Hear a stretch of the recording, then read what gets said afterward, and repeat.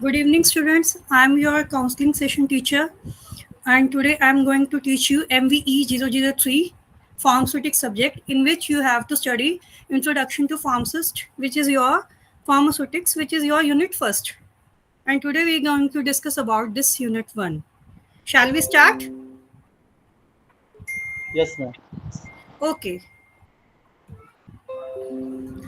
In which you have study introduction, objectives, prescriptions, logic, dosage calculation for children's, calculation for dose of for adults, dosage form, need for dosage form, packing of dosage form, and at the end you will summarize all these topics. And shall we start? Yes, ma'am. In which language you feel comfortable, Hindi or English? Both. Okay. Right, ma'am. It shall start with the introduction. Yes. Pharmaceutics is the area of study concern with the formulation. Pharmaceutics जो हमारा study है वो किससे concern करता है? Formulation से, manufacturing stability से, कि हम कोई फार्मास्यूटिक्स डोजेज फॉर्म बना रहे हैं जिसकी मैन्युफैक्चरिंग और स्टेबिलिटी इफेक्टिव रहे. हम ऐसी जिस डोजेज फॉर्म को बनाते हैं उसे फार्मास्यूटिक्स कहते हैं. ठीक है जी. द प्रीवियस जो कि various communicable non communicable disorders को ट्रीट करने के काम आते हैं. इसमें हम क्या पढ़ेंगे? In this unit we will study how the drugs are administered in the body. हमारे जो ड्रग्स हैं वो किस तरीके से हमारी बॉडी में एक्ट करती हैं, किस तरीके से हमारी बॉडी में काम करती हैं और इफेक्ट डालती हैं. Drugs are rarely used alone. They are used as a part of formulation with non-drug substance. ये ड्रग्स कुछ ऐसी होती हैं जो कुछ तो सिंगल होती हैं और कुछ Yes, ड्रग्स ऐसी होती हैं जो कि नॉन ड्रग सब्सटेंस के साथ ऐड करके भी बनाई जाती हैं. These Yes. dosage forms are available in various dosage form. Is another important aspect that the dosage form should not degrade during storage. A good packing is necessary to protect the drug component. जैसे कि pharmaceutics हमें ये बताता है कि ये एक ऐसी स्टडी है जिससे कि हम डोजेज फॉर्म को डिज़ाइन करते हैं, एक ऐसी डोजेज फॉर्म जो हमारी बॉडी में जाकर डिसऑर्डर्स को कम करे, इफेक्टिवनेस दे, और कैसे एक ड्रग बॉडी के अंदर एडमिनिस्टर हो रही है, इफेक्टिव हो रही है, वो सब उसमें बताया जाए. ठीक है जी. Yes, ma'am. और जब कोई ड्रग सब्सटेंस बन जाता है तो सबसे अब ड्रग बन, पहली बात है, पहला हमारा क्वेश्चन होता है कि ड्रग बन रही है. ठीक है जी. Yes. नेक्स्ट क्वेश्चन Yes, हमारा ma'am. होता है कि ड्रग बन तो गई है, how we will it pack this drug. तो इसके Yes, लिए ma'am. Packing of dosage form भी बहुत इंपॉर्टेंट रोल प्ले करता है, जो कि आप इस यूनिट में आगे फर्दर पढ़ेंगे. सबसे पहले आ जाते हैं कि इसमें भी आपको डोजेज फॉर्म बनाने का आइडिया कहाँ से आ रहा है. सबसे पहले जब आप किसी हॉस्पिटल में जाते हैं या किसी क्लिनिक में जाते हैं, सबसे पहली बात होती है कि आपको डिजीज़ है या किसी भी पेशेंट को डिजीज़ है और वो पेशेंट जा रहा है डॉक्टर के पास. ठीक है जी.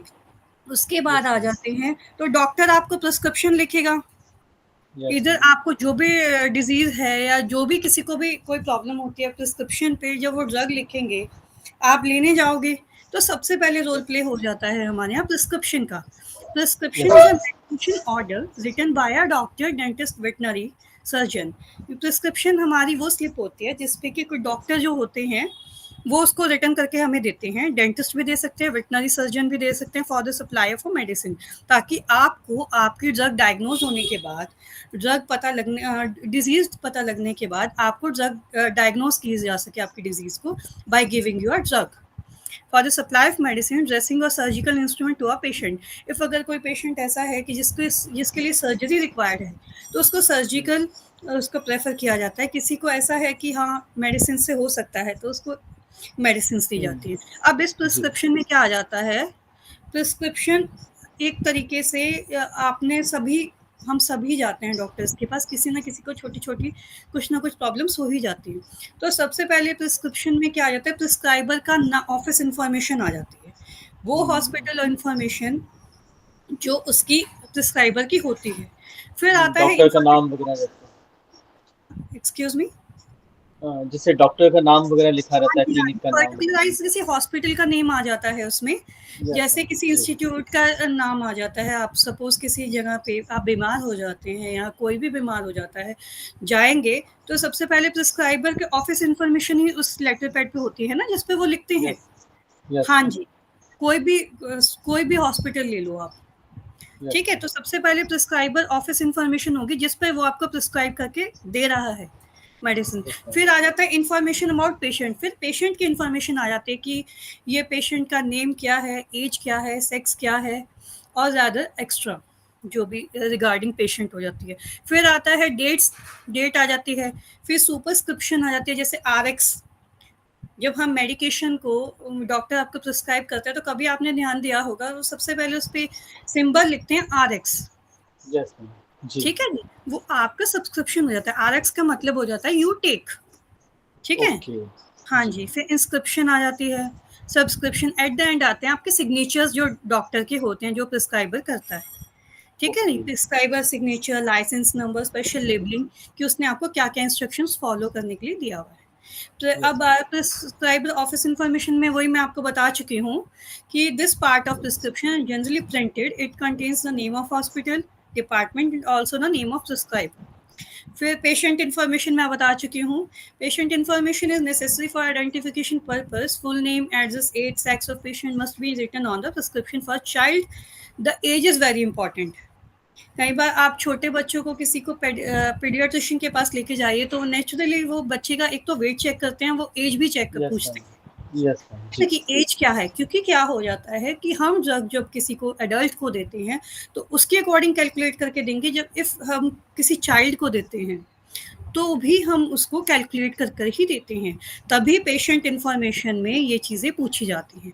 If the patient full name address is not written on the prescription then pharmacist should ask the patient about this particular to avoid any possibility. अगर बाई चांस ऐसा होता है कि उस पर प्रिस्क्राइबर नहीं पूछ पाया है तो जब आप मेडिसिन किसी भी मेडिकल स्टोर से लेते हैं या किसी भी फार्मासिस्ट से आप प्रिस्क्राइब करते हैं तो वो आपसे पूछता है, ठीक है? अब आ जाता है डेट का क्या रोल प्ले है। Date on the prescription is written by the prescriber when it is written, they are received and filled in the pharmacy, कि किस डेट में प्रिस्क्राइबर ने प्रिस्क्रिप्शन लिखी है, यस मैम ठीक है? उसी के बेसिस पे वो आपको कहता है ना कि आप 1 वीक बाद दिखाइए या ओके आप जी 15 डेज बाद आइए।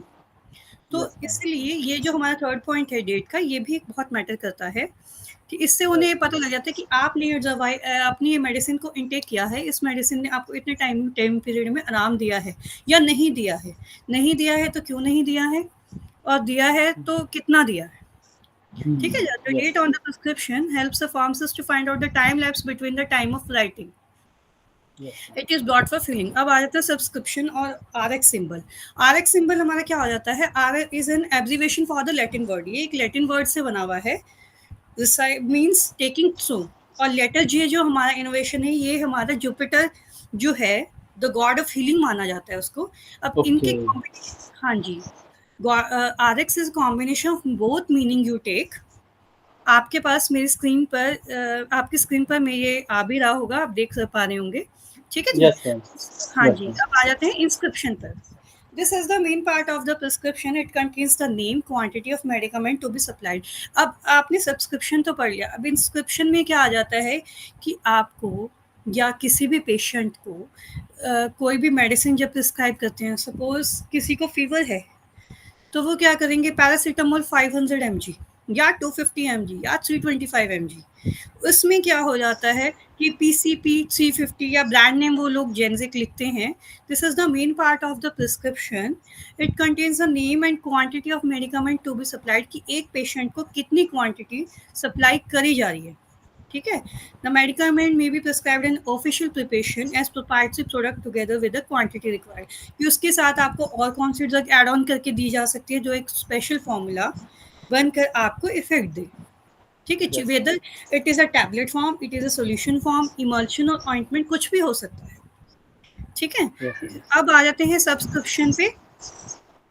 This part of prescription consist of direction to the pharmacist. कई बार आपने देखा होगा सब्सक्रिप्शन उसको कहते हैं कि जब आपको आपको मेडिसिन तो मिल गई, ठीक है, मैम मैं डॉक्टर ने प्रिस्क्राइब कर दिया, ये भी आपको पता लग गया कि इतनी डोज है, पर आपको ये नहीं पता कि हाउ टू टेक।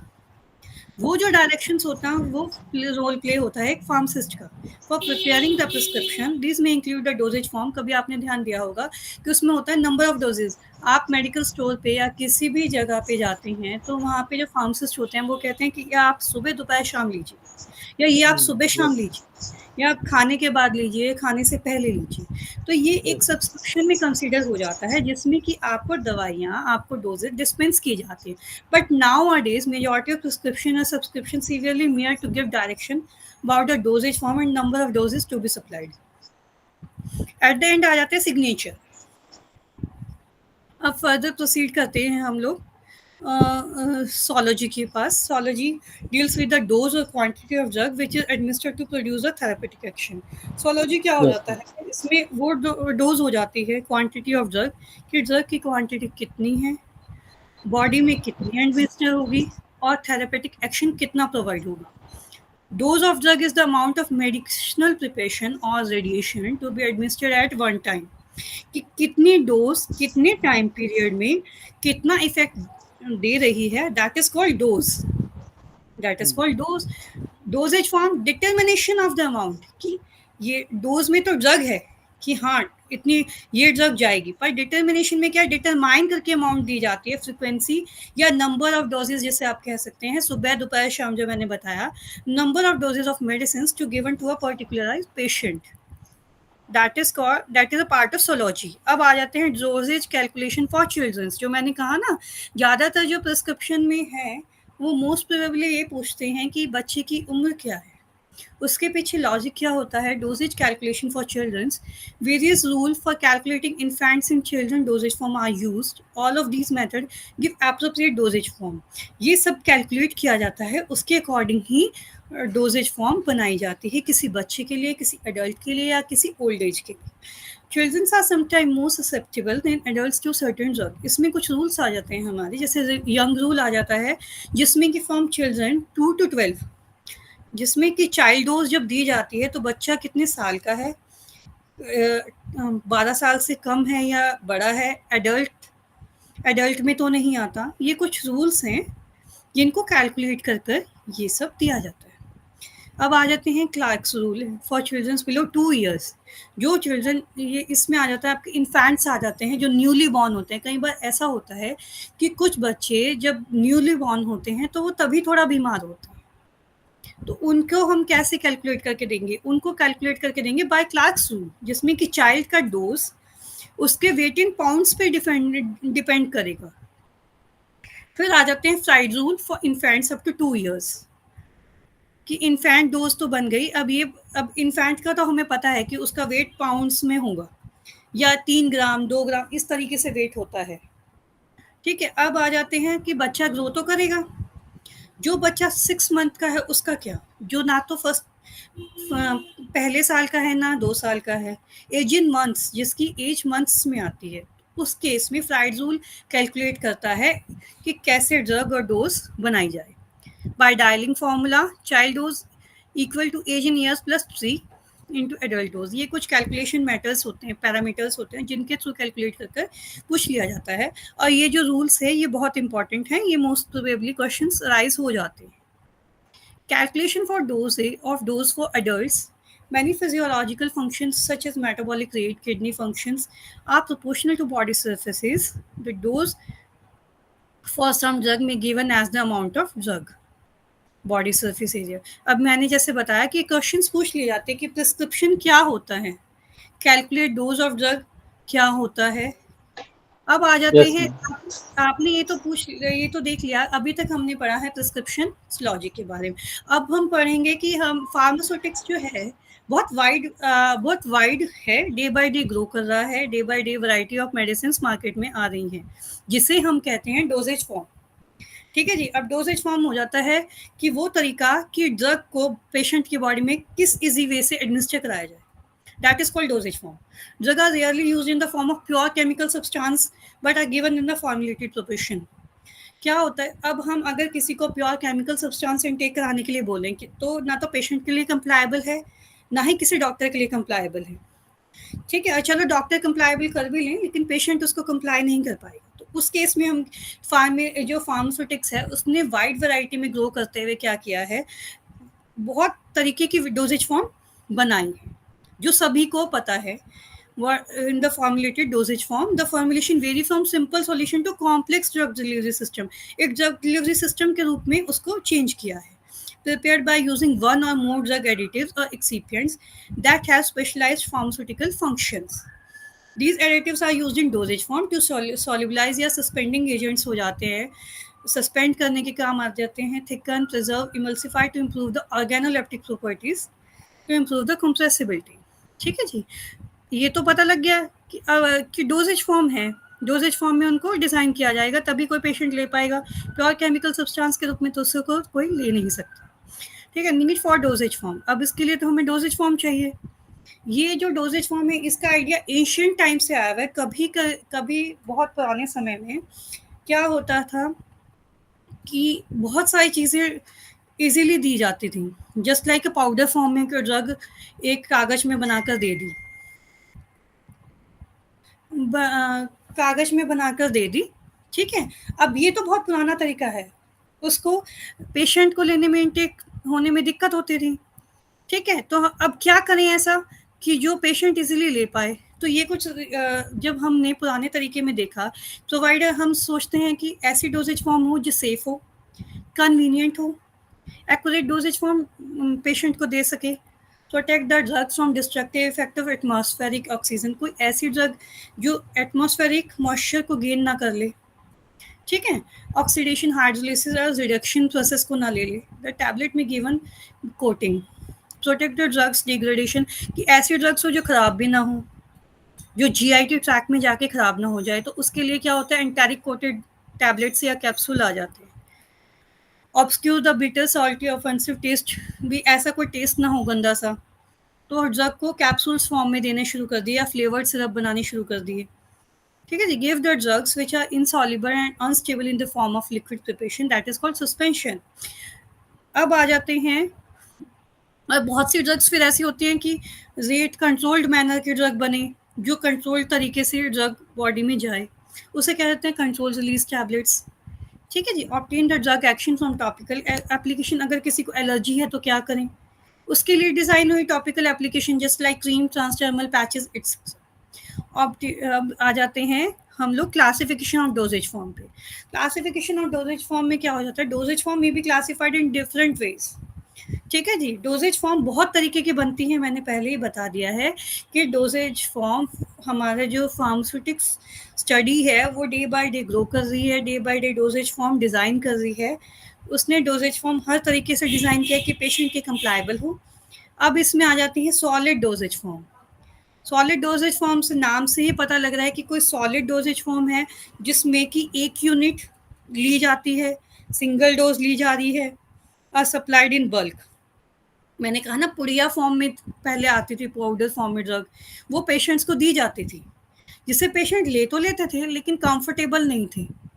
उस चीज़ को जब देखा कि पेशेंट कंप्लायबल नहीं है, तो फिर ड्रग डिज़ाइन हुई सॉलिड डोजेज फॉर्म में, जस्ट लाइक टैबलेट्स, कैप्सूल्स, जिसमें क्या है, एक यूनिट डोजेज फॉर्म हो गई जो कि पेशेंट को लेने में ईजी रहा, जिसमें कि एक सिंगल डोज उसमें ली जाती है। ठीक है, यूनिट डोजेज फॉर्म के रूप में बनाई और पेशेंट्स को टैबलेट फॉर्म में दी गई। अब आ जाते हैं liquid dosage form. Liquid dosage form में भी मोनोफेजिक और बायोफेजिक लिक्विड डोजेज फॉर्म होती हैं, जो कि इंटरनल, एक्सटर्नल और पेरेंटल यूज़ के लिए डिज़ाइन करी गई। अब आ जाते हैं सेमी सॉलिड फॉर्म और सेमी सॉलिड डोजेज फॉर्म। ये 3 ऐसे डोजेज फॉर्म हैं जिनमें कि डोज को बनाया गया। सेमी सॉलिड डोजेज फॉर्म है कि सेमी मतलब हाफ, सॉलिड माने कि ना वो सॉलिड हो ना वो लिक्विड हो। Semi solid dosage form are mostly for external use having semi solid consistency. ऐसी कोई ड्रग जो कि सेमी सॉलिड कंसिस्टेंसी रखे और एक्सटर्नल यूज के लिए यूज की जाए, जिसमें आ जाते हैं आपके क्रीम, ऑइंटमेंट, लोशन, लिनेमेंट्स। ठीक है जी, ये उसमें कंसीडर किए जाते हैं। इन 3 पैरामीटर्स में हमारे ड्रग को डिजाइन किया गया है। मैम, हाँ जी, ये मोनोफेजिक और बायफेजिक लिक्विड डोजेज फॉर्म, हाँ ये जी, थोड़ा सा बताएंगे क्या इस बारे में? हाँ जी, हाँ जी, हाँ जी, हाँ जी, मैं अभी बता रही हूँ आपको। मोनोफेजिक में क्या हो जाता है, जिसमें कि एक फेज होता है। ठीक है जी, मोनोफेजिक में एक फेज होता है लिक्विड का, और बायफेजिक जो हमारा होता है वो 2 फेजेस में बनता है। ठीक है मतलब जी, जैसे कई बार हम डिस्टिल वाटर ऐड करते हैं, वो तो सिस्टम नहीं है हाँ क्या? जी, हाँ जी, जिसमें व्हीकल्स यूज होते हैं। अब ओके, आप ओके, नॉर्मल किसी का भी आप ये ले लो ना, इसमें बायोफिजिक में जैसे सस्पेंशंस हमारे हो जाते हैं, जी, बहुत सी जी, जी। हमारी जो केमिकल्स हैं वो नहीं सॉल्युबल होते, तो हम क्या यस, करते हैं, अब पेशेंट्स को तो वो हमें देनी है, ठीक यस है, मैम। तो हम क्या करते हैं उसमें कुछ सॉल्युबलाइजिंग एजेंट डालेंगे या सस्पेंडिंग एजेंट सस्पेंशन में डालेंगे जो पार्टिकल को सेटल डाउन करे और पेशेंट्स को हम जी, दे सकते हैं, ठीक है। जी, आगे आप राइट, फर्दर इश्यूज यूनिट में अभी मैं करवा ही रही हूँ, तो आपको ये क्वेरी और क्लियर होती जाएगी, ठीक है। Right ma'am, right, suspension form में हो जाती हैं। अब आपने कभी बेबीज के देखे होंगे जो छोटे बेबीज के पैरासीटामोल के सिरप्स होते हैं, या वो कई बार ऐसा होता है सस्पेंशन फॉर्म में होते हैं, उस पर स्पेशली लिखा जाता है शेक वेल बिफोर यूज। तो उसको क्या होता है, पहले हमें यस, शेक करना होता है, तो शेक का लॉजिक ही वही होता है, ठीक है। बहुत से ओके, हमारे ऐसा मोनोफेजिक में तो सिंगल फेज के हैं, यस बायफेजिक मैम, हो जाता है, two phasic liquid dosage form हो जाते हैं, जिसमें कि हम कुछ फ्लेवरिंग एजेंट्स भी डालते हैं, ठीक है जी। क्लियर हुआ आपको? यस मैम, जी, बाकी अभी आप मैं अभी इसको लेके ही चल रही हूँ यूनिट को, आपको और फर्दर क्लियर होता जाएगा, ठीक है जी। जी, अभी तक जो जी, करवाया है वो क्लियर हो रहा है ना आपको इस यूनिट में? यस मैम, जी, okay. On the basis of the different administration route, इसमें आ जाते हैं, इन 3 बेसिस पे चलती है हमारी dosage form. On the basis of different administration route में आ जाता है ऑरली। सबसे पहले मैंने बताया ना, ऑरली में अभी मैंने क्लियर किया कि सॉल्यूशंस होते हैं, सिरप्स होते हैं, एलिक्सर्स बनते हैं, सस्पेंशंस बनते हैं, इमल्शंस हो जाती हैं, जेल हो जाती हैं, पाउडर्स हो जाते हैं, ग्रेन्यूल्स, ये सब हमारे ऑरल इनटेक में आ जाते हैं, कैप्सूल टैबलेट्स, ठीक है जी। कहा ना, ड्रग अगर किसी एक तरीके से कंप्लायबल किसी पेशेंट के लिए नहीं है, तो बहुत वाइड वैरायटी में डिज़ाइन की गई है। अब नेक्स्ट आ जाता है आपका पेरेंट्रल इंजेक्शन, विच में भी इन सॉल्यूशन, सस्पेंशन और इमल्शन फॉर्म में है, जो कि इम्प्लांट्स किए जाते हैं, that is called parenterals. Rectal route की मेडिसिन आ जाती हैं, suppositories, cream, ointment, power solutions. Topical में आ जाते हैं ointment, cream, paste, lotion, gel, solution, aerosols भी आते हैं। लंग्स के लिए आ जाते हैं, कोई अस्थमेटिक पेशेंट है उनके लिए आ जाते हैं, एरोसोल्स हो गई, इनहेलेशन होगी। कोई नेजल का अगर किसी को प्रॉब्लम है तो सॉल्यूशन इनहेलेशन आ जाते हैं। आई के लिए आ जाते हैं तो लोशन, आई ड्रॉप्स आपने देखी है, नॉर्मल सबके घर में मिल ही जाती हैं। ईयर की आ जाती हैं solution, suspension and ointments. Now next we are going to study additives in dosage form. अब ये तो हमें पता लग गया कि डोजेज फॉर्म कितनी तरीके की हैं। अब ये हमें पता लगाना है कि ये डोजेज फॉर्म बनती कैसे हैं, इन डोजेज फॉर्म का कंप्लीट एक्शन कैसे आता है। कोई सिंगल केमिकल एक डोजेज फॉर्म का इफेक्ट नहीं ला सकता। The action of dosage form and the form depend on additives added. इसमें कुछ एडिटिव्स भी हमें ऐड करने होते हैं, and additives is are non drug component, have a defined function to perform in a formulation. जिसमें कि आपके आ जाते हैं कि जब हम किसी फॉर्मुलेशन को डिज़ाइन करते हैं, तो सबसे पहले जो अभी हम मोनोफेजिक बायोफेजिक का क्लियर कर रहे थे, उसमें व्हीकल्स आ जाते हैं, ठीक है जी। डिसइंटीग्रेटिंग एजेंट्स आ जाते हैं जो नॉन ड्रग वाले सबस्टा कंपोनेंट्स हैं। फॉर्म गिवर्स आ जाते हैं, ऑर्गेनोलेप्टिक एडिटिव्स आ जाते हैं, स्टेबलाइजर्स आ जाते हैं, मैन्युफैक्चरिंग एडिटिव्स आ जाते हैं। ये नॉन ड्रग कंपोनेंट्स से मिलकर कोई डोजेज फॉर्म हमारी कंप्लीट बनती है, जो कि पेशेंट को कंप्लायबल रहती है। अब व्हीकल्स क्या आ जाते हैं, vehicles is a term which can be use any. Vehicles ऐसा हो जाता है, वो सॉलिड फॉर्म में भी जाती हैं, सेमी सॉलिड डोजेज फॉर्म में भी जाती हैं, लिक्विड मटेरियल में भी जाती हैं, for use in formulation for carrying a drug. These additives from the bulk of dosage form help to give a desired dosage form. ये जो व्हीकल्स होते हैं वो इसलिए ऐड ऑन किए जाते हैं, इसलिए डाले जाते हैं, ताकि हमारी जो डोजेज फॉर्म है वो एक डिजायर्ड डोजेज फॉर्म में आ जाए, ठीक है जी। Solvents are used to dissolve the drug. The solvents में भी एक्वेस और नॉन एक्वेस, जैसे कि बेस आ जाते हैं, ऑइंटमेंट, एक्सटर्नल कोई प्रोडक्ट्स अगर हम बना रहे हैं या ऑइंटमेंट लोशंस बना रहे हैं, तो उसमें मोस्ट प्रोबेबली आपने कभी देखा होगा, या ध्यान करना, घर में भी लोशंस आते हैं, उसमें जब क्लेम उसमें होता है कि ये सॉल्ट डले हुए हैं, लास्ट में लिखा होता है लोशन बेस, या लास्ट में लिखा होता है क्रीम बेस या ऑइंटमेंट बेस, ठीक है। यानी कि उस बेस की हेल्प से उस सेमी सॉलिड व्हीकल को ऐड करके वो ड्रग को तैयार किया गया है। कभी भी ये घर में नॉर्मल हमारे पड़े रहते हैं, उनमें कभी ध्यान करेंगे तो उसमें साफ लिखा होता है लोशन बेस, अगर कोई लोशन है या शैम्पू है, शैम्पू बेस हो गया, ठीक है, Yes. लोशन है, लोशन बेस हो गया, ऑइंटमेंट है, ऑइंटमेंट बेस हो गया, क्रीम बेस हो गया। Diluents are the material add to increase the bulk और रिड्यूस द ड्रग कंसंट्रेशन। वो एक ऐसा तरीका हो जाता है जिससे कि व्हीकल ऐड करके हमारे ड्रग को एक एप्रोप्रिएट जो पोजीशन है या फॉर्म है वो मिल पाती है। ठीक है जी, अब आ जाते, ये तो हमने पढ़ा व्हीकल्स के बारे में कि व्हीकल्स का क्या रोल प्ले है जब वो हमारी ड्रग में ऐड किए जाते हैं तो क्या उसमें मटेरियल आ जाता है। अब आ जाते हैं डिसइंटीग्रेटिंग एजेंट पे।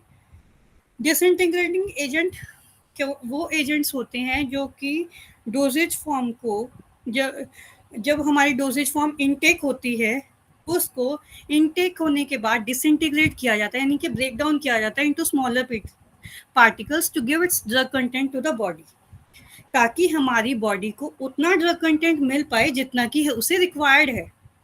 कभी आपने सभी ने एडवर्टाइजमेंट देखी होगी एस्प्रिन की आती है, ठीक है। Yes, ma'am. जी। एस्प्रिन में क्या होता है, मोस्ट प्रोबेबली सबने देखा है, वो ग्लास में टैबलेट डालते हैं, ठीक है। हाँ, फिर टैबलेट क्या होता है, डिस्पर्स हो जाता डाउन होने लग जाती है। है। यस मैम जी। तो उस टैबलेट में क्या किया जाता है, उसमें कुछ बाइंडिंग एजेंट्स डाले जाते हैं जो कि बाइंड करके टैबलेट एक यूनिट डोजेज फॉर्म में बन जाए। तो कुछ उसमें डिसइंटीग्रेटिंग एजेंट भी डाले होते हैं जो कि उसको डिसइंटीग्रेट करने में हेल्प करें। जब जी। जो वो इन विट्रो प्रोसेस दिखाते हैं वही इन विवो प्रोसेस हमारी बॉडी के अंदर होता है, ठीक है। सेम यही तरीका होता है कि डोजेज फॉर्म जब इंजेस्ट की जाती है बॉडी के अंदर, it must disintegrate into smaller particles to give its drug content to the body, उतना ड्रग कंटेंट बॉडी को मिले, क्योंकि अगर ड्रग ब्रेक डाउन नहीं होगी, डिसइंटीग्रेट नहीं होगी तो सॉल्युबल नहीं होगी बॉडी में, ब्लड में नहीं सॉल्युबल होगी तो इफेक्ट नहीं दे पाएगी, इफेक्ट नहीं देगी तो पेशेंट को आराम नहीं मिल पाएगा, ठीक है। तो ये डिसइंटीग्रेटिंग एजेंट जो होता है टैबलेट्स के लिए यूज किया जाता है। For example in tablets disintegrating agent are added to break the tablet into smaller particles, ठीक है। लिक्विड में इतना नहीं ये यूज किया जाता, लिक्विड में हमारे यूज किया जाता है सस्पेंशन जैसे बनते सस्पेंडिंग एजेंट हो गए, ठीक है, सिरप्स हो गए फ्लेवरिंग एजेंट यूज के लिए। अब पढ़ेंगे फॉर्म गिवर्स के बारे में। फॉर्म गिवर्स क्या हो जाते हैं कि हमारी जो ड्रग है उसको एक डिजायर्ड फिजिकल फॉर्म देने के लिए हम कुछ सस्पेक्टेंट्स ऐड करते हैं, हाइड्रोकोलाइड्स यूज होते हैं। इमल्शन, सपोज इमल्शन बना रहे हैं तो इमल्शन का बेस यूज करेंगे। तो क्यों, फॉर्म गिवर्स का मतलब होता है एक ड्रग को पूरा प्रॉपर एक रूप देना, है ना, पूरा एक प्रॉपर एक फॉर्म देना, that is called form giver. Now we are going to study organoleptic properties. अब ये तो पढ़ लिया डिसइंटीग्रेटिंग एजेंट बनते हैं, ये भी पता, शेप भी बन गई। अब सबसे बड़ी बात है कि पेशेंट को आप कंप्लाई कैसे कर पाएंगे, बन तो गई है, सबसे पहली बात है कि मार्केट में कैसे बेचेंगे, सेल कैसे होगी, ठीक है। चलो सेल भी कर दिया तो पेशेंट ही उसको कैसे कंफर्टेबली ले पाएगा। सपोज कोई छोटा बच्चा है, उसके पास आप नॉर्मल सिरप रख दो, वो ले नहीं पाएगा, सबसे पहले कहेगा बिटर है मैं नहीं लूंगा, अच्छा नहीं दिख रहा। तो उसमें क्या हो जाता है, ऑर्गेनोलैप्टिक एडिटिव्स का काम ये होता है कि वो हमारी डोज को एक मास्क देती है, एक कवरिंग देती है, जिससे कि हमारा पेशेंट उसको एक्सेप्ट कर पाए। लाइक कलरिंग एजेंट अगर to give good appropriate colour to the dosage form, flavoring agent to give a suitable pleasant flavor to the preparation and is especially important in liquid dosage form, sweetening agent to give a sweet taste to the preparation। कुछ tablets ऐसी हैं जो बहुत bitter होती हैं, उनको mask करने के लिए क्या होता है, या सिरप को बहुत बिटर होते हैं, स्वीटनिंग एजेंट्स डाले जाते हैं, तभी कोई बच्चा उसे ले पाएगा या कोई बड़ा उसे ले पाएगा या कोई हम जैसी एज ग्रुप का तभी उसे ले पाएगा जब उसकी organoleptic additives, organoleptic properties improved होंगी। अब भाई हमने ये सब चीजें तो ले ली, पर एक सबसे पहला क्वेश्चन ये रहता है कि हमने ये सब ऐड कर लिया, क्या हमारी प्रोडक्ट स्टेबल रहेगी। भाई बना तो लिया है, खराब हो गई तो, स्टेबिलिटी ना मेंटेन हुई तो हम क्या करेंगे, कुछ उसमें स्टेबलाइजर्स ऐड करेंगे। These are the substance or additives which are added in the dosage form to give physical, chemical, microbiological stability to the products. Stability में कुछ स्टेबलाइजर डालेंगे ताकि उसकी स्टेबिलिटी को मेंटेन रखे, ठीक है जी। मैन्युफैक्चरिंग एडिटिव्स आ जाते हैं जो कि प्रोसेसिंग करते हुए डोजेज फॉर्म में डाले जाते हैं, जैसे ल्यूब्रिकेंट, एंटी एजेसिव, ग्लाइडेंट्स हो गए, ठीक है। फर्दर हम इसमें देखो आते हैं, डोजेज फॉर्म में कितनी है मैं बता चुकी हूँ। टैबलेट्स सॉलिड डोजेज फॉर्म है, ऑरली ली जाती है, मेडिकेशन को कंपैक्ट करके बनाई जाती है by granules, by tableting machine से। कैप्सूल्स हैं हमारे सॉलिड डोजेज फॉर्म में आते हैं, ऑरली इनटेक किए जाते हैं, विच जो कि ड्रग एनक्लोज रहती है कैप्सूल शेल में। कितनी तरीके के कैप्सूल शेल होते हैं? हार्ड जेलेटिन होते हैं, सॉफ्ट जेलेटिन होते हैं। हार्ड जेलेटिन कैप्सूल्स में आपके कौन से आ जाते हैं? आपने बी कॉम्प्लेक्स के कैप्सूल्स देखे होंगे, मार्केट में भी आते हैं, ठीक है जी। बी कॉम्प्लेक्स के कैप्सूल्स आते हैं और भी मोस्टली कैप्सूल्स आते हैं। सॉफ्ट कैप्सूल्स ऐसे होते हैं जिसमें कि लिक्विड डोजेज फॉर्म होती है, ये सेमी पुदीन सॉलिड, हरा। जैसे पुदीन हरा के कैप्सूल्स देखे होंगे, एड में भी देखे हैं, ठीक है। हार्ड जेलेटिन कैप्सूल्स क्या होते हैं? सिलेंड्रिकल होते हैं, made of body and cap. Soft gelatin capsules spherical ovoid and cylindrical होते हैं, इन शेप्स के होते हैं। नॉर्मली ये फेशियल ट्रीटमेंट के लिए बहुत यूज होते हैं सॉफ्ट जेलेटिन कैप्सूल्स। अब आ जाते हैं इमल्शंस पे। इमल्शंस क्या है? एक हेटेरोजेनियस सिस्टम है consisting of to immiscible liquid. One of the liquid is dispersed in another in form of droplets. These liquid droplet known as the emulsion globules from the dispense phase or internal phase, while the liquid in which they are dispersed is known as continuous phase और external phase. There are two types of emulsion. दो तरीके की emulsion बनती है हमारी, एक तो oil in water होती है, एक water in oil होती है। Oil in water में क्या होता है कि oil globules are dispersed in water, और water in oil emulsion क्या होती है? in which water droplets are dispersed in oil. इस तरीके से हमारी इमल्शन प्रिपेयर होती है। सस्पेंशंस पे आ जाओ। Suspensions are biphasic liquid dosage form consisting of finely divided insoluble solid particles. मैंने पहले ही बताया कि कुछ पार्टिकल्स ऐसे होते हैं जो कि हमारे सॉल्युबल नहीं होते हैं, उनको एक लिक्विड में सस्पेंड करने के लिए हम लोग क्या करते हैं? सस्पेंडिंग एजेंट्स यूज करते हैं। The solid particles settle on standing and a uniform dose may not be obtained, so a suspending agent is added. क्योंकि क्या होता है, वो पार्टिकल सेटल डाउन होते नहीं है और यूनिफॉर्म डोजेज फॉर्म ये नहीं प्रोवाइड कर पाते, इसीलिए उसमें सस्पेंडिंग एजेंट ऐड किए जाते हैं which help the formation of uniform suspension बन सके। Particle will remain suspended for longer time, so a uniform dose can be obtained. अब आ जाते हैं लिनीमेंट्स पे। Liniments are liquid preparation for external use. Liniments में भी एल्कोहलिक ऑयली सॉल्यूशंस भी होते हैं, ठीक है जी। They are applied with friction on the skin, they are use for counter irritant. जो हमारे लिनीमेंट्स होते हैं वो counter irritant as a use होते हैं। सपोज कहीं पे एलर्जी हो गई है तो क्या होता है, हमें कुछ डॉक्टर्स लिनीमेंट भी प्रिस्क्राइब करके देते हैं जो कि काउंटर इरिटेंट के फॉर्म में काम करते हैं, लुब्रिफिकेंट एक्शन प्रोवाइड करते हैं। ऐसे ही आ जाते हैं लोशंस हैं हमारी, जो एक्वस सॉल्यूशन होते हैं, suspension use for application on the skin surface. Lotion हमारी स्किन पे अप्लाई किए जाते हैं, they apply to the unbroken skin without friction. जैसे कहीं चोट लग गई है तो क्या होता है, डॉक्टर हमें प्रिस्क्राइब करते हैं कि लोशंस प्रेफर करते हैं, तो हम क्या करते हैं, उसको अनब्रोकन स्किन पे लगाते हैं, जिससे कि हमारी वो अनब्रोकन स्किन धीरे धीरे हील होना शुरू हो जाती है और effect pharmacological good effect provide करते हैं। The water evaporates leaving a residue to the medicament on the skin surface. अब आ जाते हैं पेंट्स पे। पेंट्स पे आजकल क्या है, मार्केट में गम पेंट्स बहुत आते हैं। Paints are liquid preparation for external application, they may be aqueous और एल्कोहलिक सॉल्यूशन होता है, sometime prepared by using viscous solvents की हेल्प से बनाए जाते हैं। जैसे बेंजन अल्कोनियम का पेंट आता है, ठीक है जी। बहुत से आता है, जैसे जो हमारे हैं सिट्रोमाइड की गम पेंट आ जाते हैं। ईयर ड्रॉप्स हमारी बनती हैं। ईयर ड्रॉप सभी के घर में, सबको पता है इनका क्या यूज़ है।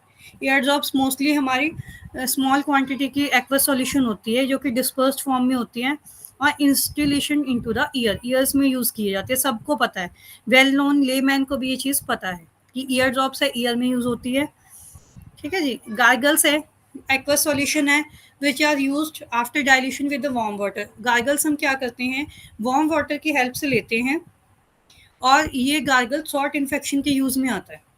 शॉर्ट, अगर किसी के शॉर्ट में पेन है तो आपने मोस्ट प्रोबेबली सबके घर में मिल भी जाता है, बीटाडीन का गार्गल होता है। They bring the medicament in contact with the mucous membrane, वो शॉर्ट की म्यूकस मेम्ब्रेन पे जाता है और सिम्टोमेटिक रिलीफ देता है। और कई बार ऐसा होता है शॉर्ट में हम कहते हैं, शिकायत करते हैं बहुत से पेशेंट्स की पेन हो रहा है, सीजन चेंज होता है तो ये थ्रोट पेन आ जाता है, तो उस टाइम में गार्गल्स यूज़ किए जाते हैं, जिसमें मोस्ट प्रोबेबली मार्केट में बीटाडीन गार्गल जो होता है पोविडिनाइडिन का, वो यूज़ किया जाता है। ठीक है जी। अब आ जाते हैं माउथ वॉशेस पे। माउथ वॉशेस आ जाते हैं हमारे। Mouth washes are liquid preparation use to wash the mouth. Mouth wash क्या है, एक तरीके से माउथ को रिफ्रेशन करने के लिए या बकल कैविटी को वॉश करने के लिए यूज किए जाते हैं। These are antiseptic liquid are generally added in this preparation, they are usually in oral hygiene.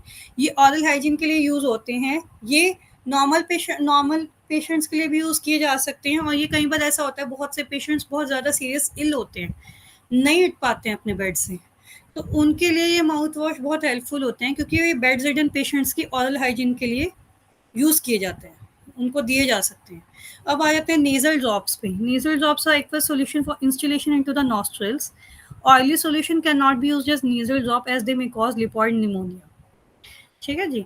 Nasal drops contain antiseptic substance होता है उसमें, वैसोकंस्ट्रिक्टर होते हैं टू रिलीव नेजल कंजेशन, ताकि नेजल की कंजेशन को रिलीव करें। कई बार ऐसा होता है सीजन चेंज होता है तब भी नोज में इन्फेक्शन आ जाता है, तो उस टाइम में डॉक्टर्स नेजल ड्रॉप प्रिस्क्राइब करते हैं। स्प्रे सॉल्यूशंस आ जाते हैं। स्प्रे सॉल्यूशन एक्वस होते हैं, एल्कोहलिक होते हैं, glycerin solution for application to the membrane of throat, nose by means in any atmosphere. ऐसे ही मतलब बहुत सारी फार्मास्यूटिक्स हमारी डोजेज फॉर्म है, जो कि बहुत पेशेंट्स के कंप्लाई के लिए हर डिज़ाइन में बनी हुई है। ठीक है जी। जैसे इनहेलेशन हो गए, ठीक है, एरोमेटिक वाटर्स हो गए। एरोमेटिक वाटर्स क्या, क्लियर सैचुरेटेड सॉल्यूशन होते हैं, वोलेटाइल ऑयल्स होते हैं, जो कि they are known as medicated water या फ्लेवर्ड परफ्यूम व्हीकल्स कह सकते हो आपको, जो यूज में आते हैं। सॉल्यूशंस आ जाते हैं liquid dosage form that contains one और more soluble drug dissolved in water, जिसमें कि आपके सिरप्स आ जाते हैं। सॉल्यूशंस में यूज हैं, इंटरनली और एक्सटर्नली भी यूज होते हैं, जो कि पेशेंट ड्रग का थेरेपेटिक इफेक्ट देने के लिए यूज किए जाते हैं, जिसमें हमारे सिरप्स आ जाते हैं। अब आ जाते हैं डाउचेस पे। डाउचेस है एक्वस सॉल्यूशन है, क्लिनजिंग और antiseptic agent into the body cavity. Douches are mostly dispensed in the form of powder. डाउचेस हमारे पाउडर की फॉर्म में डिस्पेंस होते हैं। The direction for dissolving in a specific quantity of warm water. Enemas are use for rectal administration. अगर rectal किसी को infection हो रहा है तो उसमें एनिमास यूज होते हैं to affect a local disease to produce a effect by absorption. अब आ जाते हैं गार्गल्स, मैं पहले ही बता चुकी हूँ, तो ये आई थिंक क्लियर हो गया होगा। इरिगेशन सॉल्यूशंस पे आ जाते हैं। यूज टू वॉश और बाथ सर्जिकल इंसिशन को। इरिगेशन सॉल्यूशंस वो होते हैं अगर किसी वजह से सर्जरी हो गई, उसके बाद सर्जिकल इंसिशन को बात करने के लिए, वाउंड को या बॉडी टिश्यू को क्लीन करने के लिए या क्लियर करने के लिए कुछ स्टेराइल सॉल्यूशंस मार्केट में आते हैं, जो कि डॉक्टर्स यूज करते हैं पेशेंट्स के लिए। They are sterile solution prepared by dissolving active ingredients in water for injections. अब आ जाते हैं सिरप्स पे। सिरप्स के मैं थोड़ा पहले भी डिफाइन कर चुकी हूँ और क्लियर कर रही हूँ। Syrups are concentrated solution of sugar. Sugar का या सुक्रोज इन वाटर का एक कंसनट्रेटेड सॉल्यूशन है। Only purified water is used for making sucrose solution. It is known as simple syrup. इसे सिंपल सिरप भी कह सकते हो when the syrup contains medicinal substance. जब इसमें मेडिसिनल सब्सटेंस को हम ऐड करते हैं, that is called medicated syrup. जब तक इसमें मेडिकेटेड सिरप्स नहीं है, मेडिसिन नहीं ऐड है, तो इन्हें सिंपल सिरप्स कहेंगे। जब मेडिसिन ऐड हो जाते हैं तो मेडिकेटेड सिरप्स कहेंगे, जिसमें कि समटाइम्स ग्लिसरीन और सॉर्बिटोल मोस्ट प्रोबेबली यूज होता है। आजकल मार्केट में लास्ट जनवरी से भी प्रोपाइलिन ग्लाइकोल और सॉर्बिटोल पे बहुत, जो सेंट्रल गवर्नमेंट है, बहुत टाइट हो गई थी, क्योंकि कुछ ऐसी फार्मास्यूटिकल प्लांट्स थे या फार्मास्यूटिकल कंपनीज थी जो कि इनके साथ थोड़ा सा प्रॉब्लम करने लगी थी, सॉर्बिटोल्स के साथ और प्रोपाइलिन ग्लाइकोल्स के साथ, क्योंकि ये सिरप्स के बेस के फॉर्म में यूज़ किए जाते हैं और लोग इन्हीं को थोड़ा सीरियसली नहीं ले रहे थे। तो उस केस में क्या होता है, थोड़े जो हमारे फार्मास्यूटिकल प्लांट्स हैं उनको टाइट करने के लिए सेंट्रल गवर्नमेंट भी टाइट हो गई थी, क्योंकि कुछ था ऐसा सिरप्स में जो पेशेंट्स, छोटे छोटे बच्चे एक्सपायर हो गए थे। अब आ जाते हैं म्यूसिलेज पर। Are thick viscous adhesive liquid prepared by dispersing gum in water और by extracting mucilaginous ingredients from vegetable substance by water. ठीक है जी। एलेक्सिस आ जाते हैं। Clear sweet and flavour alcoholic liquid है, hydro alcoholic for oral use. अब आ जाते हैं ग्लिसराइंस पे। ग्लिसराइन सॉल्यूशन है, ड्रग सब्सटेंस का मिक्सचर है, ग्लिसरीन के साथ यूज किए जाते हैं। These preparations contain not less less than 50% by weight of glycerine and extremely viscous. Suppositories आ जाती हैं हमारी. Suppositories specially formulated solid dosage form for insertion into rectum, vagina, urethra, in जो cavity body cavities होते हैं except mouth, इन cavities की problem को clear करने के लिए suppositories मार्केट में आई हैं. दे मेल्ट, ये मेल्ट हो जाते हैं जब इनको इम्प्लांट करते हैं बॉडी के कैविटीज़ में, और dissolve into the body to release the medicament and produce local और सिस्टमिक एक्शन. कई बार ऐसा होता है कि जो रेक्टम या वेजाइना एरिया है या यूरेथ्रा एरिया, इसमें इरिटेशन होती है. उस केस में क्या है, सपोस्ट्रीज डॉक्टर्स क्या है प्रिस्क्राइब करते हैं, इम्प्लांट करते हैं पेशेंट की बॉडी में, और ये क्या लोकल और सिस्टमिक इफेक्ट देकर उसको क्लियर कर देते हैं. अभी तक जो मैंने आपको क्लियर कराया, क्लियर आई थिंक क्लियर हो गया होगा. कोई इसमें क्वेरी है तो बताइए. No ma'am, clear. ओके, इसमें कुछ क्वेश्चंस आपसे पूछ लिए जाते हैं, जैसे डिफाइंड डोजेज फॉर्म, जो मैं आपको बता चुकी हूँ कि डोजेज फॉर्म कितने तरीके की हैं, होती क्या है. Name the additives in dosage form, क्या क्या यूज होते हैं. अब आ जाते हैं, अब ये तो आपने पढ़ लिया कि डोजेज फॉर्म बनी, अब आ जाते हैं पैकिंग ऑफ डोजेज फॉर्म. ठीक है जी. अब इसमें क्या है, बन गई है, उसको पैक, मैंने पहले कहा बन गई है तो उसको नेचुरल सी बात है हमें पैक भी करना होगा. प्रॉपर पैकिंग और labelling, storage of pharmaceutical product are essential for the product stability, efficacious use. Direction specification are required for parenteral and non-parenteral pressurized bulk containers. इसमें क्या हो जाता है, हम बहुत सारे कंटेनर्स ऐसे मार्केट में आते हैं, कुछ ग्लास के बने आते हैं, कुछ प्लास्टिक के बने आते हैं, कुछ मेटल्स के बने आते हैं, क्योंकि हमारे जितने तरीके के डोजेज फॉर्म है उनको स्टोर करने के उतने ही अलग तरीके हो जाते हैं. जैसे कंटेनर्स हमारे हैं, एक ऐसा डिवाइस है जो कि फार्मास्यूटिकल प्रिपरेशन को होल्ड करने के काम करता है. ये सबको पता है, सबने अपने घर में भी देखे हैं. Immediate container in which direct contact with the preparation at all time, ये एक ऐसा कंटेनर होता है जिससे कि प्रॉपरली एट ऑल टाइम जो प्रिपरेशन है या जो ड्रग है वो डायरेक्ट इसके कॉन्टैक्ट में तो वही रहती है. तो हम क्या है, हमारे कुछ डिज़ायरेबल फीचर्स होते हैं, हम सोचते हैं कि हमारा जो स्टोरेज सिस्टम हो या हमारा जो कंटेनर्स हो वो इस तरीके के हों कि हमारी डोजेज फॉर्म पे कोई इफेक्ट ना पड़े. पहला कि container must be rigid enough to withstand with wear and tear, मतलब इतना स्ट्रांग हो कि उसको में टूट फूट ना हो. Normal handling to prevent damage to the contents, breaking of tablet, अगर उसमें टैबलेट्स हैं तो ऐसा ना हो कि टैबलेट्स ही टूट गई हैं, पेशेंट तो बाद में लेगा, टैबलेट्स कंटेनर में ही नहीं बची. नेक्स्ट आ जाता है container material should not react with the content, जो हमारा अंदर ड्रग कंटेंट है उससे मटेरियल, कंटेनर का मटेरियल रिएक्ट ना कर जाए, क्योंकि बहुत से केमिकल्स ऐसे होते हैं जो रिएक्टिव होते हैं. Container must protect the contents for the deterioration, ऐसे भी कंटेनर्स हो जो डिटेरियोरेट ना करे टैबलेट को. ठीक है जी. मॉइस्चर लॉस ना हो, लीकेज ना हो, ये कुछ डिज़ायरेबल फीचर्स है जो हम सोचते हैं कि हमारे पैकिंग सिस्टम में ऐसा होना चाहिए. ठीक है, ऐसा हो कि उसमें डर्ट ना जाए, माइक्रोबायोलॉजिकल कंटेमिनेशन ना हो जाए, स्टेरलाइज रहे, प्रोटेक्शन दे. ठीक है जी. एब्जॉर्ब एनीथिंग, मतलब कुछ भी आउटसाइड कुछ एब्जॉर्ब ना करे container. Must not impart anything to the container, मतलब ऐसा ना हो कि ड्रग पे ही अपना कलर इम्पार्ट कर रहे हैं. इजी टू लेबल हो कि लेबल उस पर इजीली एडेयर कर सकें. मस्ट बी फार्मास्यूटिकल एलिगेंट, मतलब ऐसा हो जो फार्मास्यूटिकल पैरामीटर्स को फुलफिल कर सके. तो इसमें कुछ टाइप के कंटेनर्स आ जाते हैं जिनके थ्रू, जिनको ध्यान में रखकर कंटेनर्स बनाए जाते हैं, जैसे कि well closed container, tight container, hermetically sealed container. आप नाम से ही इसको जान पा रहे होंगे. This type of containers protect the content from external solid from loss of content, कि ऐसे टाइप का कंटेनर हो जो कि सॉलिड को, मतलब सॉलिड को होल्ड करके रखे, कंटेंट को लॉस ना होने दे और ऑर्डिनरी कंडीशन से बचा के रखे. जैसे शिपमेंट, कहीं पे मानो सपोज कोई मेडिसिन किसी कंपनी ने बना दी, भाई स्टोर भी हो गई वो, ठीक है, कंटेनर में. अब मेडिसिन तो बहुत जगह जाती हैं, बहुत स्टेट्स में जाते हैं. सपोज कोई पंजाब स्टेट बना रही है और वो मार्केटिंग कर रही है कर्नाटका, उसके लिए उसने मेडिसिन भी बना दी और स्टोर भी कर दिया कंटेनर में, लेकिन शिपमेंट के वक्त वो ब्रेक डाउन हो गया या मेडिसिन ही लॉस में आ गई. तो उस चीज़ों को ध्यान में रखकर ऐसे कंटेनर्स लाए जाते हैं.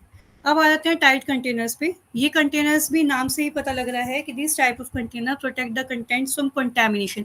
ऐसे कंटेनर हो जो कंटेमिनेशन ना, एक्सटर्नल एटमॉस्फेयर से कंटेमिनेशन ना ले ले. by liquid, solid, and vapor. It should prevent changes due to efflorescence, diluescence, and evaporation. अब आ जाते हैं hermetically sealed पे. These container, इसमें क्या हो जाता है, ये बहुत ही टाइट होते हैं, ये एयर को भी अलाउ नहीं करते, अदर गैसेस को भी अलाउ नहीं करते, क्योंकि बहुत से केमिकल्स ऐसे हैं जो गैसियस रिएक्टिव भी होती हैं. तो हमें हर्मेटिकली, उस केस में हमें हर्मेटिकली सील्ड कंटेनर्स चाहिए होते हैं जो कि बहुत टाइटली हैंडल करके रखे ड्रग कंटेंट को. अब आ जाते हैं light resistant container. Light resistant में जैसे आपने देखा होगा आपके घर में सिरप्स की बॉटल होती हैं, वो एम्बर्ड कलर की होती हैं. ज़्यादातर जो होते हैं सिरप्स होती हैं हमारी, मोस्ट प्रोबेबली जो स्टोर होते हैं वो एम्बर्ड कलर में होते हैं. एम्बर कह लो, ब्राउन कह लो, ठीक है, लेमैन की लैंग्वेज में तो हम ब्राउन कहते हैं. अब वो ब्राउन में क्यों होते हैं, वो किसी और कलर में क्यों नहीं होते, क्या कोई मुझे बता सकता है?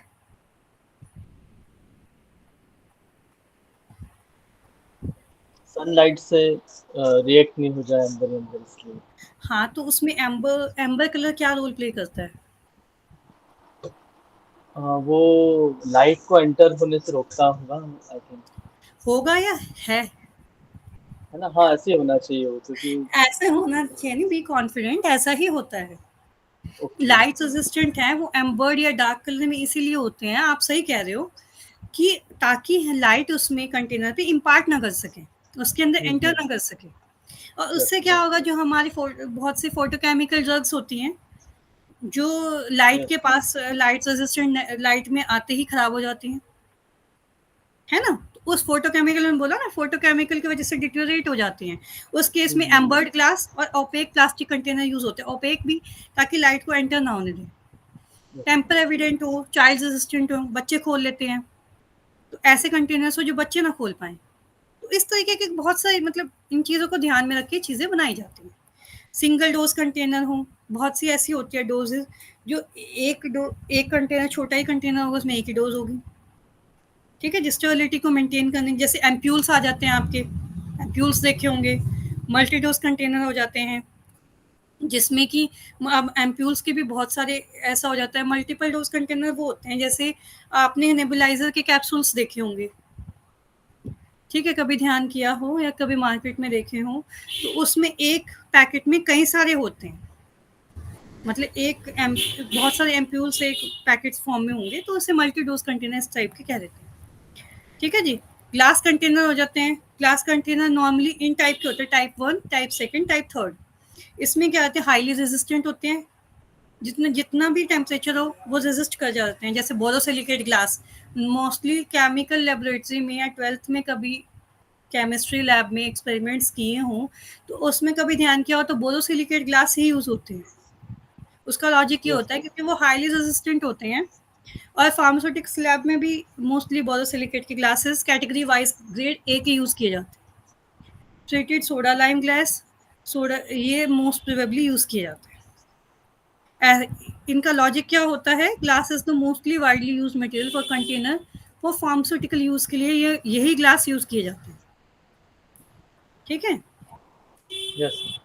हाँ जी, तो ये इस तरीके के बहुत सारे ग्लासेस हो जाते हैं, जैसे कि आप इसमें देख भी रहे होंगे, सोडा लाइम ग्लास, सल्फर्ड ग्लास हो गया, सिलिकॉन ट्रीटेड ग्लास हो गया, बोरोसिलिकेट ग्लास हो गया, न्यूट्रल ग्लास हो गया, कलर्ड ग्लास मैं बता चुकी हूँ जो लाइट सेंसिटिव होते हैं, ठीक है.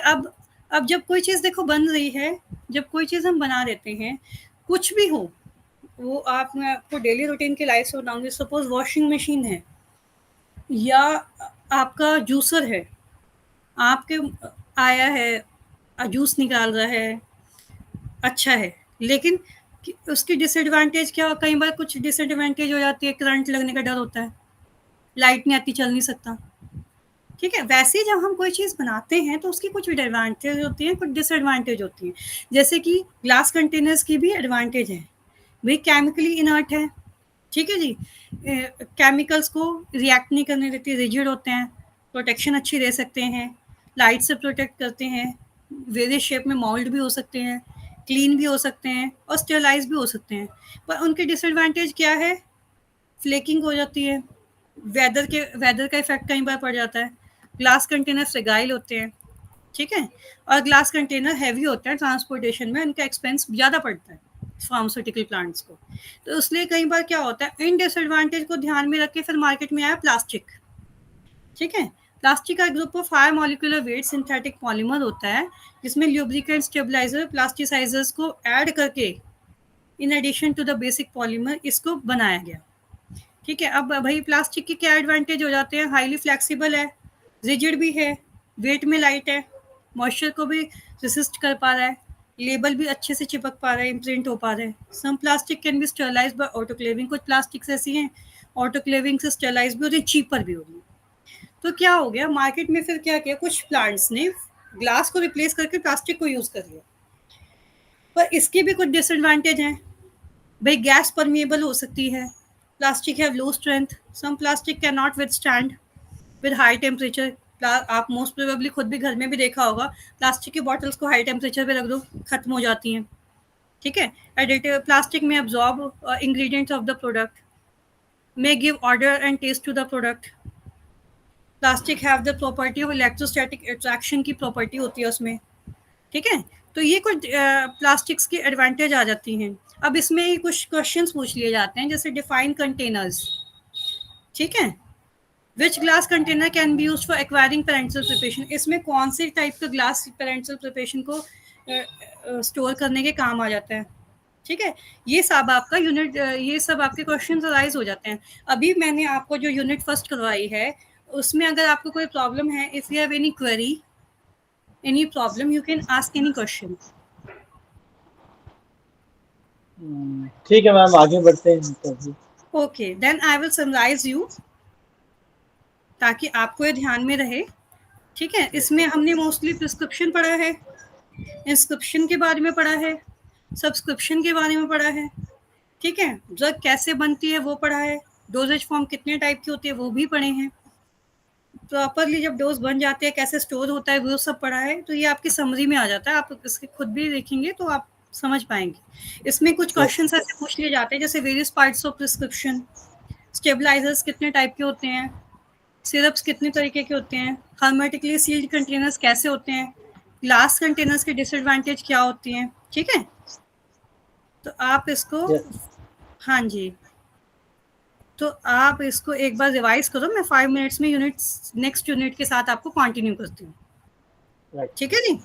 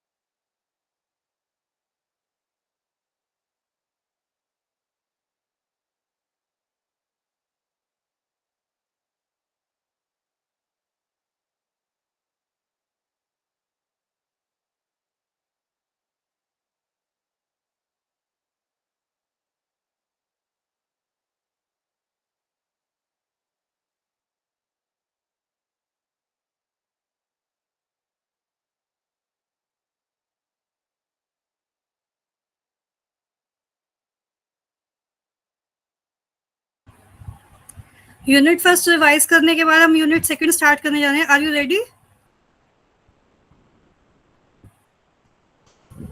Yes, ma'am. Okay, shall we start? Yes, ma'am. Please. Okay. Now we are going to study unit second, solid and liquid dosage form.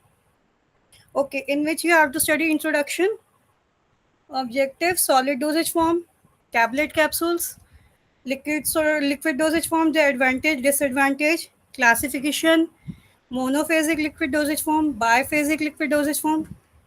Summary. Let's start with the introduction. Okay. The previous chapter has given an idea about the different kind of dosage form. जैसे कि हमारी unit first जो थी उसमें हमें ये idea मिला कि डोजेज फॉर्म कितने टाइप की है, कितनी टाइप की अवेलेबल हो चुकी है. Also about it's packing. And now we are going to tell you about the crude extracts and powder drug. Crude extract क्या हो जाते हैं कि पुराने एंशिएंट टाइम में क्या होता था, जो हमारी ड्रग्स होती थी, जो कह लो पुराने टाइम में हकीम होते थे या पुराने टाइम के जो ओल्ड वैद होते थे, वो क्या करते थे, पेशेंट को ड्रग पाउडर फॉर्म में देते थे. ठीक है. अब क्या है, फार्मास्यूटिक्स जो है बहुत वाइड वैरायटी में अपनी चीज़ों को डे बाय डे इनोवेट कर रही है, मॉडर्नाइज कर रही है. तो क्रूड एक्सट्रैक्ट या पाउडर ड्रग जब पेशेंट को दी जाती थी, जिसे हमने भी कभी छोटे होते कभी ले ली होगी, पुड़िया फॉर्म में भी बोलते हैं. ठीक है. तो क्रूड एक्सट्रैक्ट या powder drug can be administered as such for treating disease, but this may got have many disadvantage. क्या होता था कि पेशेंट उसको इजिली ले ही नहीं पाते थे, चाहकर भी नहीं ले पाते थे, और उसमें माइक्रोबियल अटैक या पुअर सॉल्युबिलिटी बहुत ज़्यादा रहती थी, और पेशेंट उसको पुअर एक्सेप्टेबिलिटी, मतलब पेशेंट उसको नहीं ले पाते थे due to unpleasant taste and odour. तो अब इसको मास्क करने के लिए जब ये हमने देखा कि ये तो डोजेज फॉर्म में ये डिसएडवांटेज है, तो उसको रेक्टिफाई करने के लिए हमने क्या किया, सेमी सॉलिड डोजेज फॉर्म में हम लेके आए. ओल्डन डेज में मैंने कहा ना, cache pills, moulded tablets use होती थी, जैसे वेफर्स फॉर्म में राइस फ्लोर. ठीक है. अब इसमें क्या है कि टेस्ट को मास्क करने के लिए कुछ नहीं होता था, स्वेलो करने में बहुत डिफिकल्टी होती थी. मॉल टैबलेट्स में भी यही प्रॉब्लम होती थी. Mould tablets are powdered moulded in tablets, just cylindrical circular disc shape. Usually drug that's required only fewer doses are made into this form. These are also seen very rarely nowadays. आजकल ये बहुत rarely दिखते हैं क्योंकि disadvantage की वजह से patient इसको ले नहीं पाते. ठीक है. फिर मार्केट में आई pills. Pills are widely used before the introduction to the tablets. Medication mass is rolled into pipe of uniform thickness. It is cut into small sizes. जिस जो राउंड फॉर्म में होती थी, स्पेरिकल अवॉइड होती थी. ठीक है. बट इसमें भी कुछ पेशेंट्स को प्रॉब्लम आती थी. तो फिर क्या हुआ, फिर टैबलेट्स का इंट्रोडक्शन आया. जब ये लगा कि कैशे और पिल्स या पाउडर ड्रग या क्रूड एक्सट्रैक्ट्स हमें पेशेंट के लिए कंप्लायबल नहीं थे, और कुछ डिसएडवांटेज थी कि पेशेंट उसको ले ही नहीं पा रहे थे मार्केट में. फिर later by the introduction of tablets and capsules, all the above forms are largely replaced by them. इनको रिप्लेस कर दिया टैबलेट्स एंड कैप्सूल्स ने. ठीक है जी. ये सभी को पता है, सॉलिड डोज ये सभी के घर में मिल जाती है. या आपको पिक भी इसमें क्लियर हो रही होगी. सॉलिड डोजेज फॉर्म इस तरीके की होती हैं. ठीक है जी. Tablets are solid dosage form in which one usual dose of drug has been accurately placed. इसमें क्या है कि एक या एक से ज़्यादा जो ड्रग होती है वो डोजेज फॉर्म में ली जाती है. ठीक है. बनाई जाती है, accurately placed. They are most popular form of medication. ये सबको पता है कि टैबलेट क्या है, और सबके घर में कहीं ना कहीं मिल जाएगी. किसी की अलमीरा में मिल जाएगी, कहीं ना कहीं मिल जाएगी. They come in different shapes and sizes. Size vary from for few mm to a cm centimetres में. It depends upon the quantity of medicament, कि मेडिकामेंट की क्वांटिटी क्या है. Medicine and tablets have some disadvantage and advantage. मैंने कहा ना, जब कोई चीज़ मार्केट में नहीं आती है या कोई इनोवेशंस न्यू आता है, तो उसमें क्या है, जैसे क्रूड एक्सट्रैक्ट या पाउडर ड्रग को रिप्लेस किया टैबलेट ने. अब टैबलेट भी ली हमने, लेकिन उसकी भी कुछ डिसएडवांटेज एडवांटेज होती हैं. Let them discuss separately. अब आ जाते हैं एडवांटेज में. ये टैबलेट्स की आपको पिक्चर शो हो रही है. Is this unit is visible to you? Yes, ma'am. Okay. Then let's start with the tablet advantage. अब टैबलेट्स जब मार्केट में आई, it is easy to administer a correct dose. इसमें क्या था कि एक करेक्ट डोज को इजीली एडमिनिस्टर किया जाता था। There is no need of any measurement of the dose. इसमें क्या है, मेजरमेंट नहीं होती थी। Dose is accurately placed in a rigid compact form. एक रिजिड कह लो, यूनिट डोजेज फॉर्म कह लो, इसमें एक डोज प्लेस हो के पेशेंट को दी जाती थी। ठीक है, क्रूड एक्सट्रैक्ट से या पाउडर ड्रग से ये इजी था। ठीक है, तो ये इसकी एडवांटेज हो जाती है। There cost is lowest for all doses form. जितनी भी डोजेज फॉर्म अभी तक हमने पढ़ी, सबसे ज़्यादा लो कॉस्ट की यही थी। The price for the tablet is low when compare to other dosage form की कंपैरिजन करें तो इसकी लो रहती है। It is stable dosage form, stabilize भी रहती है।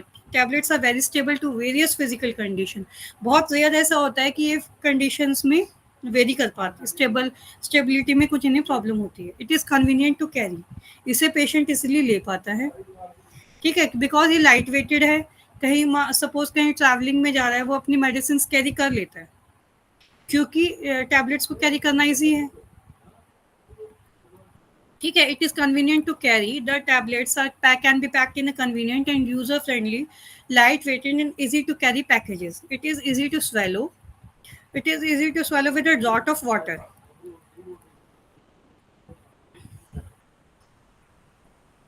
Disadvantage, tablet have some disadvantage. अब ये है कि अगर किसी की चीज़ का फ़ायदा होता है तो नुकसान भी होता है। इसमें डिसएडवांटेज क्या हो जाती है, कुछ पाउडर हमारे ऐसे हैं जो कि टैबलेट फॉर्म में कंप्रेस नहीं हो सकते। उनकी टेंडेंसी या उनकी केमिकल प्रॉपर्टीज ऐसी नहीं है कि वो कंप्रेस हो पाए। जेनेटिक या पेडियाट्रिक पेशेंट इनको नहीं ले सकते, यानी कि छोटे बच्चे या ओल्ड एज के पेशेंट कई बार लेने में, स्वेलो करने में उनको प्रॉब्लम होती है।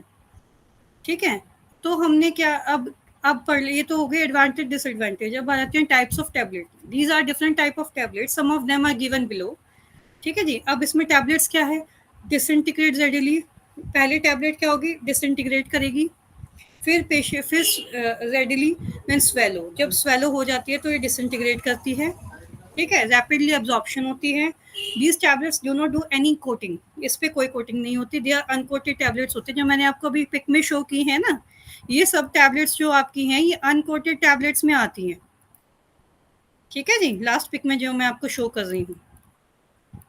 तो क्या है, ये टैबलेट्स जब स्वेलो होती है उसके बाद डिसइंटीग्रेट होती हैं। These tablets give rapid absorption, do not do any coating. इस पे अनकोटेड टैबलेट्स होती हैं, जो जिन पे कोटिंग नहीं है वो अनकोटेड होंगी।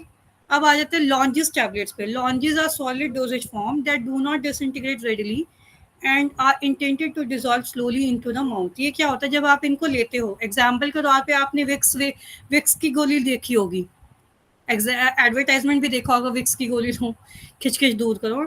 वो क्या है, नॉर्मल लोगों को या ले मैन को नहीं पता, दैट इज कॉल्ड लॉन्जेस। वो लॉन्जेस टैबलेट होती है, जो कि क्या करती है, जब पेशेंट उसको इनटेक करता है, ये क्या होता है, डिजॉल्व होती हैं स्लोली स्लोली माउथ के अंदर। They produce a local action on throat. मैंने कहा ना, स्पेशली ये थ्रॉट के लिए ही यूज होती है, that is called lozenges tablet. अब आ जाते हैं solution tablets. These tablets have to dissolve in water for administration. ये क्या है, कुछ टैबलेट्स ऐसी होती हैं कि वाटर के अंदर सॉल्यूबल करके हम लोगों को लेनी होती है। इट कैन बी यूज इधर एक्सट्रीमली और बाय इंजेक्शन। ये इंजेक्शन के थ्रू भी दी जाती है, एक्सटर्नली दी जाती है। चीवेबल टैबलेट्स हो जाती है। These tablets are chewable. बहुत बार आपने देखा होगा, डॉक्टर कहता है इसको ऐसे ही लेना है, चीव कर लेना, ये हो जाएगी। These tablets are chewable in the mouth and are intended to be swallowed। उसके बाद स्वेलो होती है। Buccal tablets, these are placed in the buccal pouches.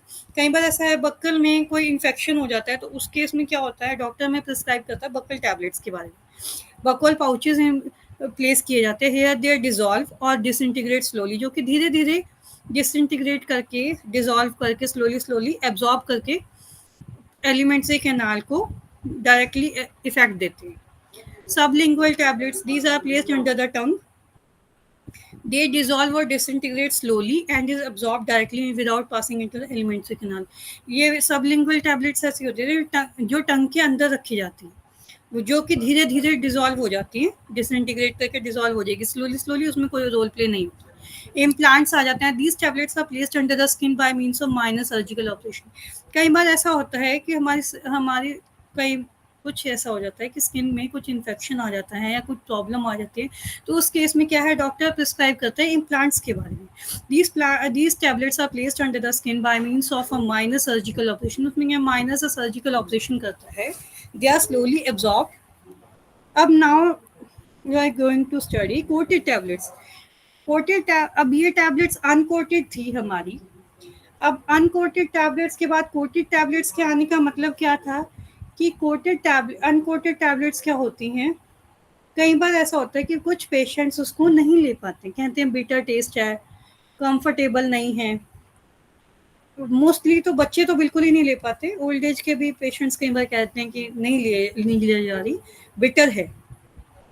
उस केस में क्या हो जाता है, some medicaments that are compressed into tablets are coated with a sugar. बहुत से मेडिकामेंट्स में फिर उन टैबलेट्स को क्या करते हैं, शुगर की कोटिंग दे देते हैं, एक फिल्म लेयर शुगर की कोटिंग दे देते हैं with a suitable polymer.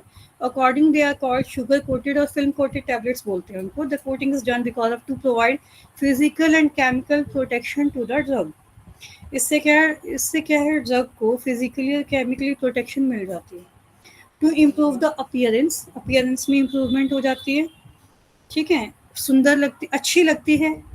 To mask the unpleasant taste और कलरेशन ऑफ द ड्रग। इससे क्या है, और जो अनप्लेजेंट टेस्ट होता है उसको मास्क कर देता है, ठीक है। अब आ जाते हैं मेथड ऑफ प्रिपरेशन, ये बनती किस तरीके से। The medicament is pressed along with some additives. इसमें कुछ एडिटिव्स ऐड होते हैं जब बनती है, जैसे कि डाइल्यूएंट्स ऐड होते हैं। These are added to increase the bulk of medicament for easy compression. इसमें डाइल्यूएंट्स ऐड किए जाते हैं, ल्यूब्रिकेंट्स ऐड किए जाते हैं ताकि फ्लो प्रॉपर्टी पाउडर की अच्छी रह सके। ग्लाइडेंट्स यूज होते हैं to increase the flow property of powder. Disintegrating agents डाले जाते हैं to disintegrate the tablets into smaller particles, ठीक है। कलरिंग एजेंट्स यूज होते हैं to give colour which improve the appearance of product. Flavouring agent use होते हैं to impart flavour. Sweetening agent use होते हैं to they give sweetness to the product. इन चीज़ों को मिलकर ये जो हमारी कोटेड टैबलेट्स है ये तैयार की जाती है। The compression of the powder into tablet. Powder को टैबलेट में कंप्रेशन कर इस carried out by tablet making machine. Tablet making machine की हेल्प से टैबलेट्स को तैयार किया जाता है, जो कि कुछ टैबलेट्स मशीन्स हैंड ऑपरेटेड होती हैं, कुछ ऑटोमेटिक भी होती हैं, ठीक है जी। अब आ जाते हैं पैकिंग ऑफ टैबलेट्स। अब आपने पढ़ लिया कि टैबलेट्स होती क्या हैं, कितनी तरीके की होती हैं, ठीक है। अब जब कोई चीज़ बन जाती है, नेचुरल सी बात है स्टोर करना। In the olden days the tablets are packed in a amber coloured glass bottle. पुराने टाइम में हमने भी देखा है, आपने भी देखा होगा कि टैबलेट्स क्या होता था, एक एम्बर कलर्ड ग्लास बॉटल में हुआ करती थी, ये जार या में हुआ करती थी। बट कई बार क्या है, उसको ट्रैवलिंग करते हुए लेकर जाना बहुत इनकन्वीनियंट हो जाता था, क्योंकि भारी हो जाते थे। It is bulky, they are this is very susceptible to crushing. और ये होता था कि टूटने का फूटने का डर होता था जब ट्रांसपोर्टेशन बंदा कोई कर रहा है। Hence adequate protection was required. तो हमने अब जब ये पता लगा कि बॉटल में तो सेफ है नहीं, टूट सकती हैं, प्रॉब्लम कर सकती हैं, तो फिर मार्केट में आया कि हम कैसे उसको किस तरीके से रखें। While transportation and adequate protection was required, later packing in a single row in a narrow tube sealed with a plug tire plastic closures.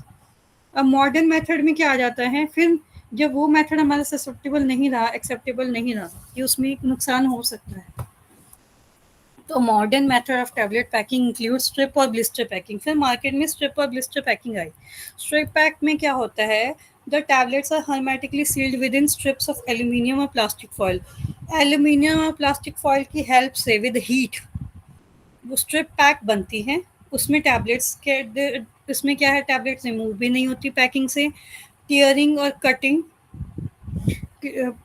और ये कैसे रिमूव होती हैं भाई, आप थोड़ा सा टीयर करके कट करके उसे निकाल सकते हो, ठीक है।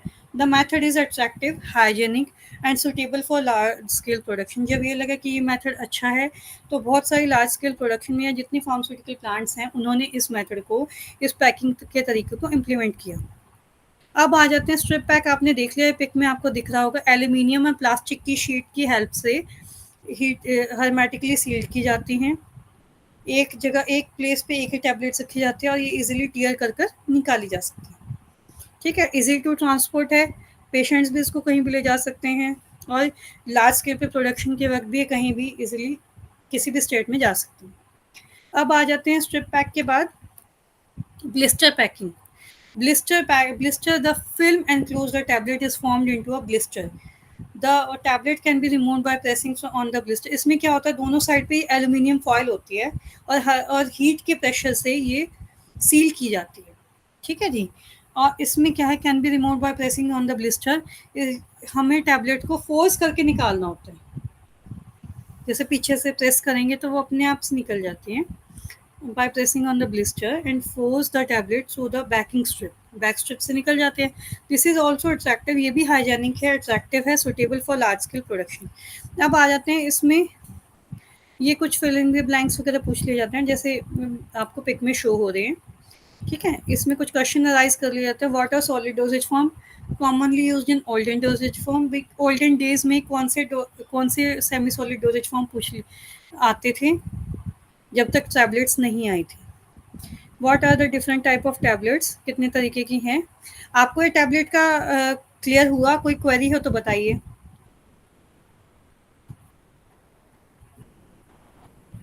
यस मैम, क्लियर है। Okay, let's go with the capsule. Capsule are solid dosage form in which drug substance is enclosed in a water soluble shell. इसमें क्या है, हमारी आप पिक में देख पा रहे होंगे, कैप्सूल्स हमारे इस तरीके के होते हैं, सॉलिड डोजेज फॉर्म। ये जो हमारे ड्रग सब्सटेंस है वो वाटर सोल्यूबल शेल में एनक्लोज होते हैं, एक तरीके से एनवेलप कह लो। They are in water soluble shell because it can dissolve. आप इसको पूरा ही लेते हो, खोल के तो लेते नहीं हो क्योंकि वाटर सोल्यूबल शेल है। ठीक है, capsule shell made up of gelatin, gelatin के बने होते हैं। जेलेटिन है protein obtained from animal collagen, animal collagen से मिलता है ये। The capsule are available in various sizes, ये साइजेस आपको शो भी हो रहे होंगे, फ्रॉम 00000 टू 5 स्मॉलेस्ट साइज। ये साइजेस शो हो रहे हैं on the basis of the shell. Shell capsule are classified in दो तरीके के होते हैं, मैं पहली भी यूनिट में बता चुकी हूँ। हार्ड जेलेटिन कैप्सूल होता है, सॉफ्ट जेलेटिन कैप्सूल होता है। अब इसके एडवांटेजेस क्या है, they mask the taste order of unpleasant drug. ये क्या सबसे एडवांटेज बेस्ट है इसकी कि अनप्लेजेंट ड्रग का टेस्ट को मास्क कर देते हैं। अपीयरेंस में अच्छे लगते हैं, मॉइस्ट होकर स्लिपरी होकर इजी टू स्वेलो हो जाते हैं। ठीक है, एडिटिव्स इसमें ज़्यादा ऐड नहीं करने होते। रैपिड और यूनिफॉर्म रिलीज ऑफ मेडिकामेंट है, जैसे ही वाटर सोल्यूबल शेल डिजॉल्व होगा यूनिफॉर्म रिलीज हो जाएगी टैबलेट जीआईटी ट्रैक में। Shell can be coloured to give protection from light. They protect the medicaments from air and moisture due to very fine limits of the shell. Capsule shell is physiological inert, easily quick digested in the GIT tract. अब आ जाती है, तो हमने advantages की देख ली। अब क्या आ जाता है कि इसमें डिसएडवांटेज क्या है, ड्रग डेट अब्जॉर्व। कई बार ऐसा होता है कि गलती से हमारा कोई कैप्सूल खुल गया, गिर गया। ठीक है, मॉइस्चर एब्जॉर्ब करने के लिए बहुत कैपेबल हो जाता है। ठीक है, तो ये इसके थोड़ा डिसएडवांटेज है, थोड़ा सा एक्सपेंसिव है as compare to tablet. They are 2 types of capsules बता चुकी हूँ मैं, लास्ट यूनिट में भी मैंने बताया है, इसमें बताया, पिक में आपको शो भी हो रहा है कि हार्ड जेलेटिन कैप्सूल ये होते हैं और सॉफ्ट जेलेटिन कैप्सूल्स ये होते हैं। जैसे ओमेगा के कैप्सूल्स आपने सुने होंगे, ओमेगा 3 के आते हैं, फेशियल के कैप्सूल्स आते हैं। ठीक है, तो these capsule shell is single unit, they are round oval pear and tube shaped. ठीक है, ये इन्हीं शेप्स में आते हैं ये, इसके अलावा और किसी शेप में नहीं आते हैं। The soft gelatin are round oval pear tube shape. ठीक है जी, मोस्ट सॉल्युबल, इसमें लिक्विड और सेमी सॉलिड जो हमारी ड्रग है वो दी जाती है सॉफ्ट जेलेटिन कैप्सूल्स में। इसका भी मेन मोटिव ये होता है अनप्लेजेंट टेस्ट और ऑर्डर को कन्वीनियंटली रिमूव करता है।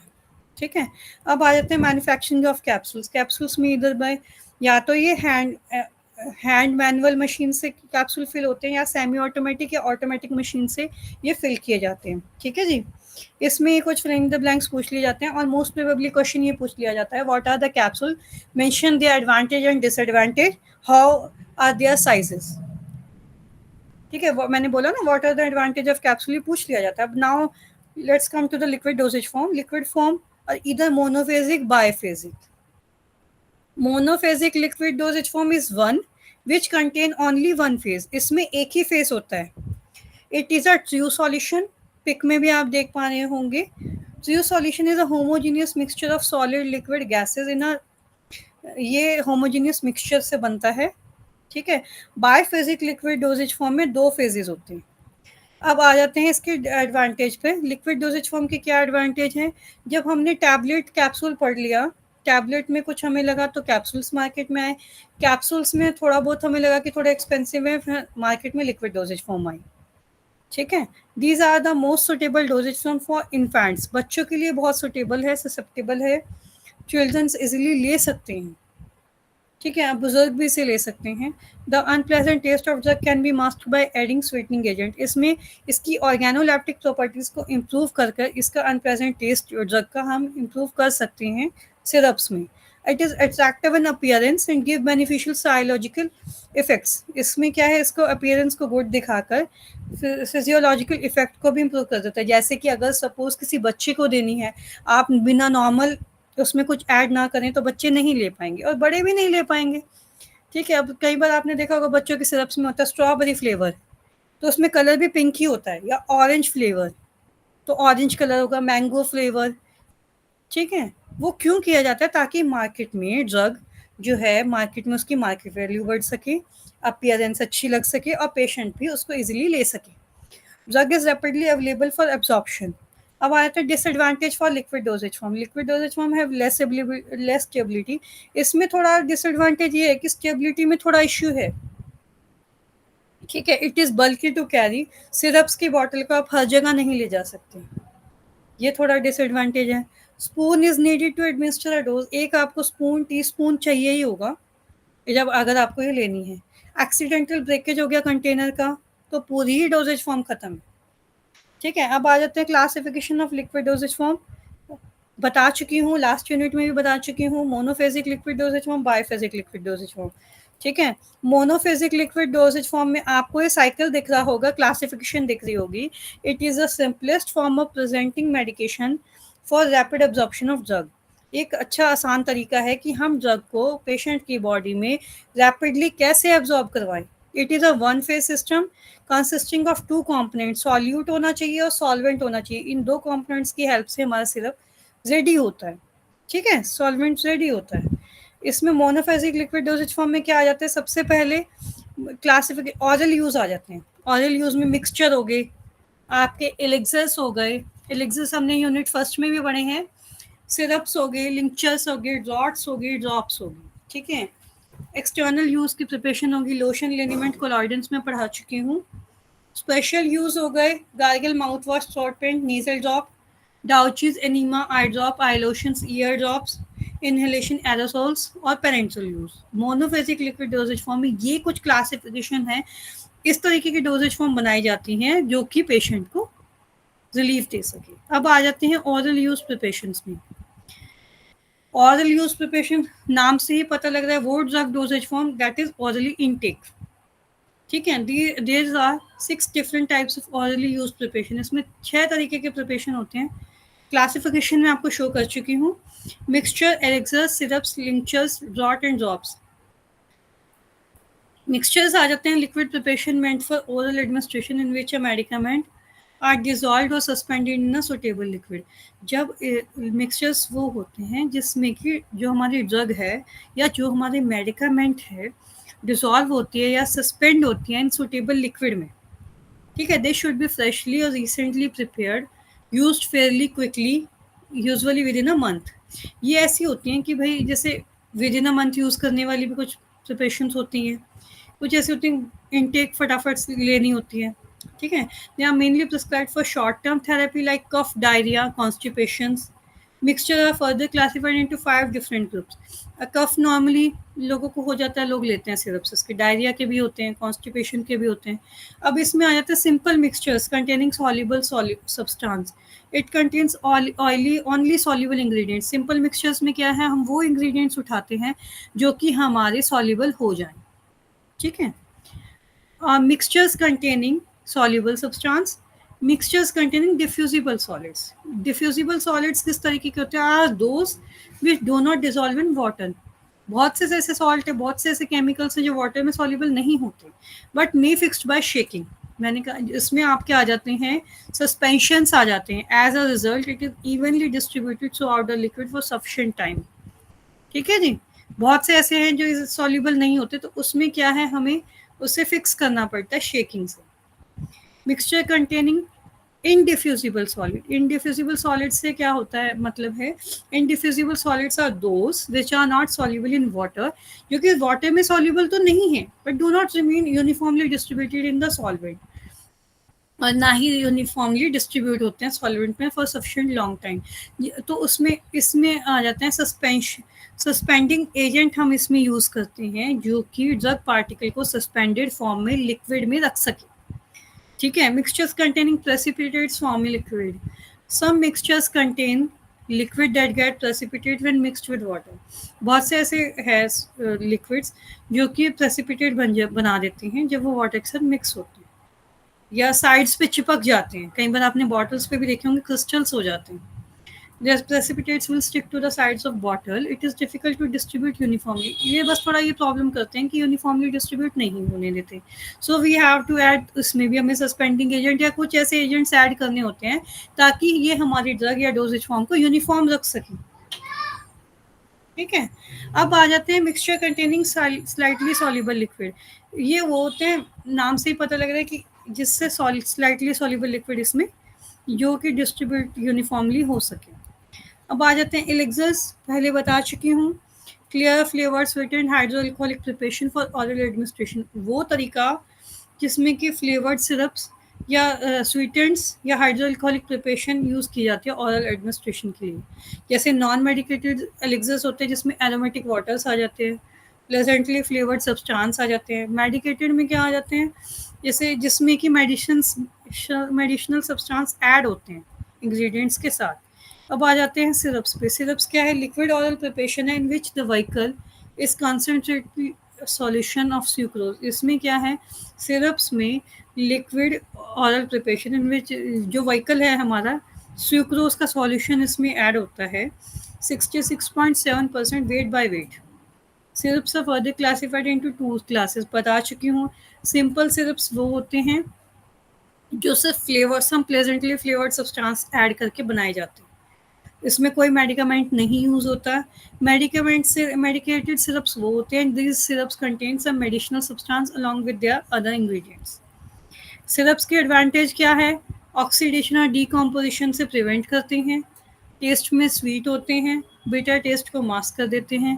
डिसएडवांटेज ये है कि डायबिटिक पेशेंट इनको नहीं ले सकते और continuously take syrup promote dental DK.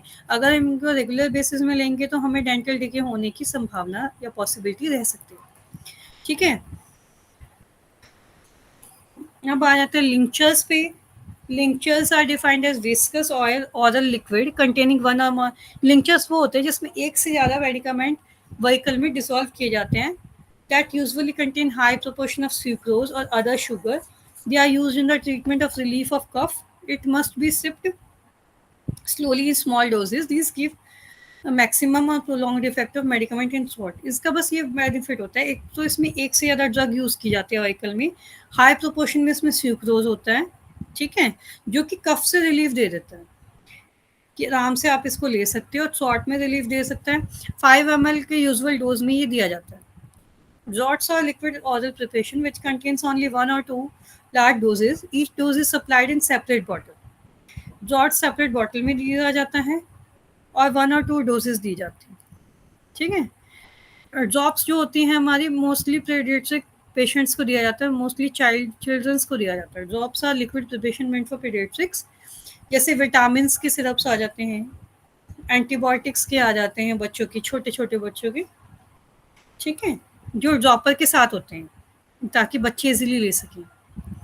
Externally use preparations में क्या आ जाता है, लोशंस आ जाते हैं। Lotions are fluid preparation, externally apply application के लिए फ्लूइड प्रिपरेशन होती है हमारी, जिसे हमें हल्का सा रब करना होता है फ्रिक्शन, विदाउट फ्रिक्शन, और ये हमारी स्किन पे कूलिंग, सूदिंग और प्रोटेक्टिव एक्शन देते हैं। लिनीमेंट्स हमारे हो जाते हैं विस्कस लिक्विड प्रिपरेशन है, ये भी एक्सटर्नली अप्लाई करने के लिए होते हैं, जो अनब्रोकन स्किन पे दिया जाता है विदाउट विद फ्रिक्शन, थोड़ी सी फ्रिक्शन के साथ, थोड़ी सी रबिंग के साथ। अगर हमारी स्किन पे कहीं पे इरिटेशन है या अनब्रोकन है तो हम इसे इम्प्लीमेंट करते हैं। अब आ जाते हैं कोलॉइडेंस पे। Collodions are fluid preparation for external use. They are applied with a brush or rod. After applying on the skin, vehicles evaporate and leaves a protective film covering the site. इसमें क्या है, दो तरीके के होते हैं, अनमेडिकेटेड और मेडिकेटेड। अब आ जाते हैं गार्गल्स पे। गार्गल्स में पहले ही बता चुकी हूँ, they are aqueous solution use to prevent सॉट इन्फेक्शन, जिसमें कि मार्केट में पोर्डिन आइडिन या बीटाडिन गार्गल नाम से आते हैं, जिसमें थोड़ा वार्म वाटर लेकर वार्म वाटर की हेल्प से ये पेशेंट इनटेक कर सकते हैं। माउथ वॉशेज होते हैं, these are preparation use to cleanse और deodorize the buccal cavity. They are very refreshing to bedridden patients के लिए बहुत हेल्पफुल है, ये मैं बता चुकी हूँ। सॉट पेशेंट्स के लिए विस्कस लिक्विड प्रिपरेशन होती है, जो माउथ और सॉट के इन्फेक्शन को दूर करने के लिए किया जाता है। नेजल ड्रॉप्स एंड स्प्रेज हमारे नेजल इन्फेक्शन और नॉस्ट्रल्स के में इंस्टिल्ड किया जाता है with the help of dropper. Douches है, एक्वस सॉल्यूशन है, use to cleanse deodorize soothe और मेडिकेटेड वाउंड्स। एनीमाज आ जाते हैं, जो रेक्टम के लिए रेक्टम में इंट्रोड्यूस किए जाते हैं cleansing and therapeutic diagnostic purpose के लिए। It is use to evacuate faeces in constipation. किसी को कॉन्स्टिपेशन की प्रॉब्लम है, तब एनीमास प्रोवाइड किए जाते हैं बिफोर एन ऑपरेशन, ताकि कोई प्रॉब्लम ना आ सके। आई ड्रॉप्स हैं, आई ड्रॉप स्टेराइल प्रिपरेशन है, instilling into the I. It is supplied with a dropper, ये भी ड्रॉपर की हेल्प से दिए जाते हैं। सभी को पता है, सभी के घर में आई ड्रॉप्स दिख जाते हैं मोस्ट प्रोबेबली। आई लोशंस हो जाते हैं, स्टेराइल एक्वस सॉल्यूशन है, वॉश आई को वॉश करने के काम आते हैं, generally use to remove the foreign substance from the eye. Ear drops हैं, instilled into the instilled these are medicament to be instilled into the eye with the help of ear with the help of dropper, used for cleaning or for treating the infections. Inhalations है, ये volatile substance है, these are used to relieve congestion, inflammation for the respiratory tract। किसी को asthmatic problem है या किसी को respiratory tract की problem है, उस केस में inhalations बनाए गए हैं। These are used to add it to hot water. Vapors are inhaled. इससे क्या है, वेपर्स इनहेल होती हैं। आपने विक्स के कैप्सूल्स देखे होंगे, किसी को कई बार सीजन चेंज होने पे थोड़ा सा रेस्पिरेटरी प्रॉब्लम आ जाती है, सांस लेने में दिक्कत आ जाती है, तो एस्थमेटिक पेशेंट्स के लिए नेबुलाइजर्स बने हैं, एस्थमेटिक पंप्स बने हैं, इनहेलेशंस बने हैं। एरोसोल्स हैं, aerosols are liquid preparation dissolve in the solvent. वो लिक्विड प्रिपरेशन जो सॉल्वेंट की हेल्प से सॉल्वेंट में डिजॉल्व होकर, solvent is a gas, it is delivered in the form of spray. Spray की फॉर्म में जब किसी सॉल्वेंट को, लिक्विड प्रिपरेशन को डिजॉल्व करके मार्केट में लाया जाता है। It is mainly use for treating asthma and also for migraine. Parenteral solutions are sterile drug solution. Parenteral solution are sterile drug solutions. इसमें क्या आ जाते हैं हमारे, intent for administration bye injection. Injection can be intravenous. Parental में वो drug solution जो sterile होते हैं, जो एडमिनिस्ट्रेशन को इंजेक्शन के थ्रू दिए जाते हैं। Injection can be intravenous, intramuscular, intradermal, इस तरीके के इंजेक्शन होते हैं जो कि स्किल्ड पर्सन इसको दे सकता है। अब आ जाते biphasic liquid dosage form में। Biphasic liquid dosage form is the one which contain two phases, emulsion and suspension. अब आ जाते हैं सस्पेंशन में। Suspensions are the biphasic liquid dosage form in which finely divided solid particles are dispersed in a liquid. जो बहुत ही finally divided solid particles है, वो liquid में डिस्पर्स किए जाते हैं। It consist of two phases, dispersed phase and continuous phase. Solid particles act as dispersed phase, whereas liquid act as a continuous phase. इसमें क्या है, जो लिक्विड हमारा continuous phase में काम करता है और जो solid particle है dispersed phase में काम करता है। That is called biphasic. The medicament that are insoluble, कुछ ऐसा है, बहुत सी ड्रग्स तो सॉल्युबल हो जाती हैं, लेकिन कुछ ऐसे ड्रग्स हैं जो इनसॉल्युबल है या पुअरली सॉल्युबल है और फॉर्मुलेटेड एज सस्पेंशन। उस केस में हम क्या करते हैं, ड्रग को सस्पेंशन की फॉर्म में फॉर्मुलेट करते हैं। Suspension contain a suspending agent, उसमें कुछ सस्पेंडिंग एजेंट्स डाले जाते हैं। Is a substance, that agent is a substance that is added to the preparation to suspend the insoluble particles. वो इनसॉल्युबल पार्टिकल को सस्पेंड कर देते हैं लिक्विड प्रिपरेशन में। It can be classified into 4 groups: oral suspension, parental suspension, ophthalmic suspension, and suspension for external use. Oral suspensions are those suspension that to be consumed by oral route. Parental suspension are those suspension which are administered by the parental route are called parental suspensions. Ophthalmic that are used to instilling into the eye. And suspensions for external use that are used for external application. That is all defined about the suspensions. Packing of suspensions are can be packed in a narrow mouth screw cap. ऐसी हम packing use करते हैं that is narrow mouth हो जिसका less plain bottle. Suspensions that are very thick required a container with a wide mouth. Suspension should be stored in a cool place. And emulsions भी बायोफेजिक liquid dosage form में आ जाते हैं जिसमें एक से ज़्यादा फेसेस हों. ठीक है जी. सस्पेंशन क्लियर हो गया है तो हम इमल्शन की तरफ क्लियर करते हैं. कोई आपको बायोफिजिक लिक्विड में कोई प्रॉब्लम है तो बताइए. नो मैम, इमल्शन से क्लियर हो गया ना आपको? Yes. Okay. And emulsion is a biphasic liquid है. इसमें क्या है, दो इमिसिबल लिक्विड. कभी आपने नॉर्मली घर में भी एग्जाम्पल किया हो तो तेल वाले बर्तन में पानी डाल के देखो तो ऑयल ड्रॉपलेट्स आ जाती हैं. ठीक है. That water and oil are immiscible liquids. ठीक है. इमल्शन इसी को लेकर बनाए जाते हैं. That is emulsion is a biphasic liquid preparation containing two immiscible liquid. वो लिक्विड जो इमिसिबल रहते हैं, जो मिक्स नहीं होते. One of which is dispersed as a minute globules जो कि ऑयल्स की आती हैं into the other. When two immiscible liquid are in contact, there exists as a separating surface. वो क्या है, वाटर के, कभी आपने ध्यान किया हो पानी के सरफेस पे अगर आप ऑयल ड्रॉपलेट्स डाल दो तो वाटर के सरफेस पे वो ऑयल ड्रॉपलेट्स शो होने लगती हैं या स्पार्कल होने लगती हैं, दिखने लगती हैं. वो क्यों दिखती हैं? That is because they are two immiscible liquids. और इमल्शन इन्हीं चीज़ों को लेके बनाया जाता है. The existing is separating surface, separate और दिखना शुरू हो जाते हैं. Vigorous shaking is necessary to break one liquid into a small view. इसमें क्या है, जब हम जो कंटेंट इसमें लेते हैं, दो इमिसिबल लिक्विड लेते हैं तो इसको शेकिंग प्रोसेस से बनाते हैं. One liquid into a small globules into the other, but this condition is only temporary. कुछ टाइम तक हम उसको शेकिंग प्रोसेस में रखेंगे.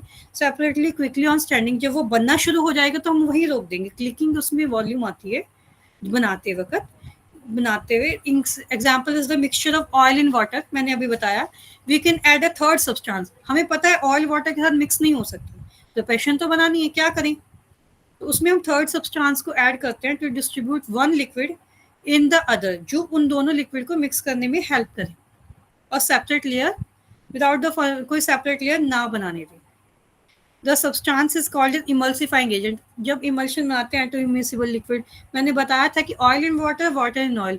अब इन लिक्विड को जब हमें पता है कि ये मिक्स नहीं हो सकते. ये मिक्स कैसे हो सकता है? जब इसमें हम कोई सेपरेट थर्ड सब्सटेंस डालते हैं. वो सब्सटेंस होता है इमल्सिफाइंग एजेंट. जैसे सस्पेंशन में सस्पेंडिंग एजेंट यूज होता है सस्पेंड करने के लिए पार्टिकल्स को, वैसे ही इमल्शंस में इमल्सिफाइंग एजेंट यूज होता है ताकि ऑयल वाटर फेसेस मिक्स हो सके. And the product is called emulsion. यहाँ पे दो टाइप्स की इमल्शंस आ जाते हैं आपकी एक तो मैंने बताया ना, oil in water and water in oil emulsions. This type of emulsion is the one in which the oil is dispersed in the water.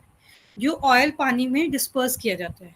और water in oil, the type of emulsion is the one in which water is dispersed in the oil. जिसमें water disperse किया जाता है oil में. इसमें क्या है, emulsions आ जाते हैं लिक्विड और सेमी सॉलिड.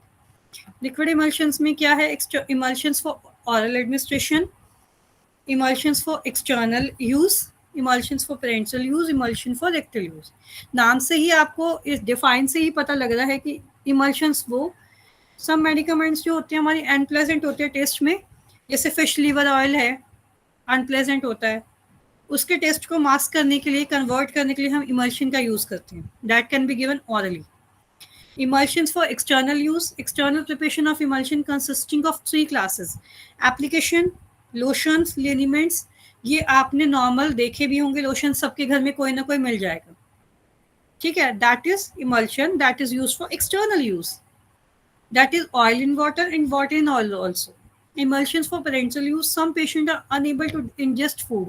बहुत से पेशेंट्स ऐसे होते हैं जो बहुत सीरियस इल होते हैं, मतलब सीरियस कंडीशंस में होते हैं और वो फूड को इंजेस्ट नहीं कर पाते as a normal way. We can administer oil in water emulsion of nutritive oils.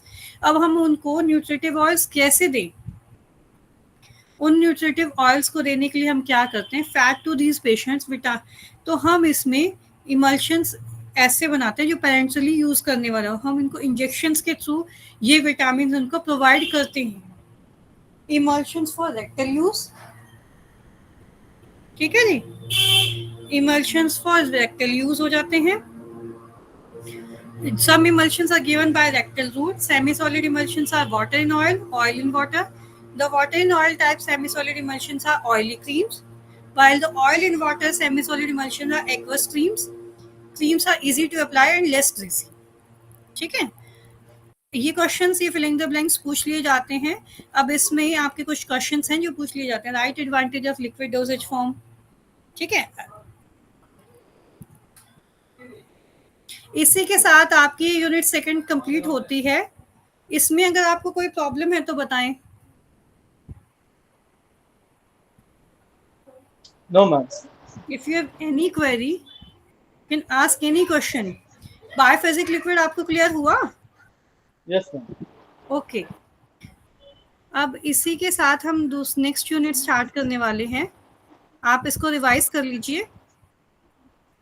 हम Yes, इसको 5 मिनट्स में फिर कंटिन्यू करते हैं। जी ma'am. Okay,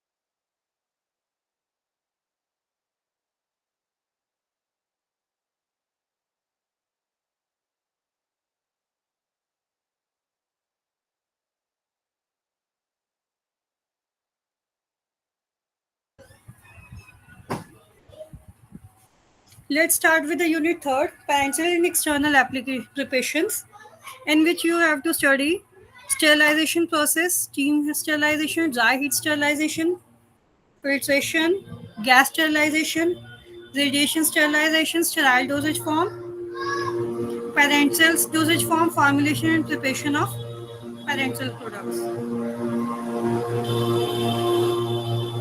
First of all, introduction to the patients. And then in the previous unit, you have to study about the dosage form and their classification. Previous unit में आपने सभी dosage form के बारे में पढ़ा है। Classification कितने तरीके की होती है, physical form कैसी होती है, किस पर based होती है. All the dosage form must be prepared by their hygienic condition. They are used to be human beings. आपने अभी तक जितनी भी डोजेज फॉर्म पढ़ी है उनकी फिजिकल फॉर्म्स देखी हैं कि वो हाइजेनिक कंडीशन में कैसे प्रिपेयर हो रही हैं, किस तरीके से ह्यूमन बींग उसको लेकर चल रहे हैं. You have already studied tablets, capsules and their formulation in the previous unit. The ingredients required to prepare a tablet or capsules or any liquid dosage form. Different type of additives are added in a different dosage form. In this unit, you will study about the sterilization process, a method by which all living organisms are eliminated or killed in a preparations. Since a single sterilization method is not suitable for all types of products, sterilization क्या होता है? Sterilisation है कि जब हमारी parental preparation बनती है, हमारा मेन मोटो होता है कि उसमें हाइजेनिक कंडीशन या उसमें कोई माइक्रोबियल ग्रोथ ना, उस माइक्रोबियल ग्रोथ से बचने के लिए क्या होता है, स्टेरिलाइजेशन मार्केट में आए हैं. स्टेरिलाइजेशन प्रोसेस क्या करते हैं, एक हीट प्रोसेस पर माइक्रो ऑर्गेनिजम्स को किल करते हैं और प्रिपरेशंस में जो माइक्रो ऑर्गेनिजम्स होते हैं उनको किल करके वैक्सीन प्रिपेयर किए जाते हैं जिसमें ऑप्थेल्मिक प्रोडक्ट्स होती हैं. This preparation are known as sterile dosage form. These preparations are manufactured under strictly aseptic condition to minimize the contamination. इसका मेन मोटिव यही होता है कि कंटामिनेशन ना हो, मिनिमाइज रहे, एसेप्टिक कंडीशन मेंटेन रहे. In this unit, one section is devoted to semi-solid dosage form, their formulation and preparation. These are generally external for use for protective और emollient action. ये बनाई किस लिए जाती हैं कि ताकि preparations एक protective action provide कर सकें. अब आ जाते हैं स्टरलाइजेशन पे। स्टरलाइजेशन मैंने बताया है complete destruction of all living organisms and dispose और complete removal of organisms from the preparation. कितने तरीके के मेथड्स हैं? स्टीम स्टरलाइजेशन है, ड्राई हीट स्टरलाइजेशन है, फिल्ट्रेशन स्टरलाइजेशन है, गैस स्टरलाइजेशन है, रेडिएशन स्टरलाइजेशन है। अब आ जाते हैं स्टीम स्टरलाइजेशन पे। Steam sterilization is a method of choice of sterilization in this case where the products can withstand with the condition of sterilization. इसमें क्या है कि ऑटोक्लेव में ऑटोक्लेव की हेल्प से स्टीम स्टरलाइजेशन की जाती है। Under steam under pressure is also known as autoclaving. Water boils at 100 degree Celsius, मैंने कहा ना, एक बहुत हाई टेम्परेचर पर एटमॉस्फेरिक कंडीशन को मेंटेन करते हुए वाटर बॉयल होता है, स्टीम बनती है ऑटोक्लेव में, not obtained under atmospheric condition if steam at a high temperature is required। इसमें एक हाई टेम्परेचर रिक्वायर्ड होता है, उससे एक प्रेशर बनता है। जैसे ही प्रेशर इंक्रीज होता है water will boil at high temperature corresponding to the pressure, steam at high can be obtained, और इसकी स्टेरलाइजिंग पावर फिर प्रेशर की हेल्प से बनती है। ठीक है। Steam is use for under pressure only to obtain a high temperature to destroy the microorganism quickly. इसमें क्या है, हाई टेम्परेचर की हेल्प से माइक्रो ऑर्गेनिज्म क्विकली डिस्ट्रॉय हो जाते हैं। Steam is known as saturated when it is at temperature corresponding to the liquid boiling point. Steam तभी बनती है जब लिक्विड एक हाई बॉइलिंग पॉइंट पे बन जाता है। ठीक है। अब इसमें आ जाते हैं स्टीम अंडर प्रेशर और saturated steam is an efficient sterilising agent. इसमें कुछ स्टरलाइजिंग एजेंट यूज किए जाते हैं जिससे कि सैचुरेटेड स्टीम बनती है। Saturated steam is a better heating agent in hot air, so it is rapidly heat the loading to sterilizing temperature by liberation of latent heat.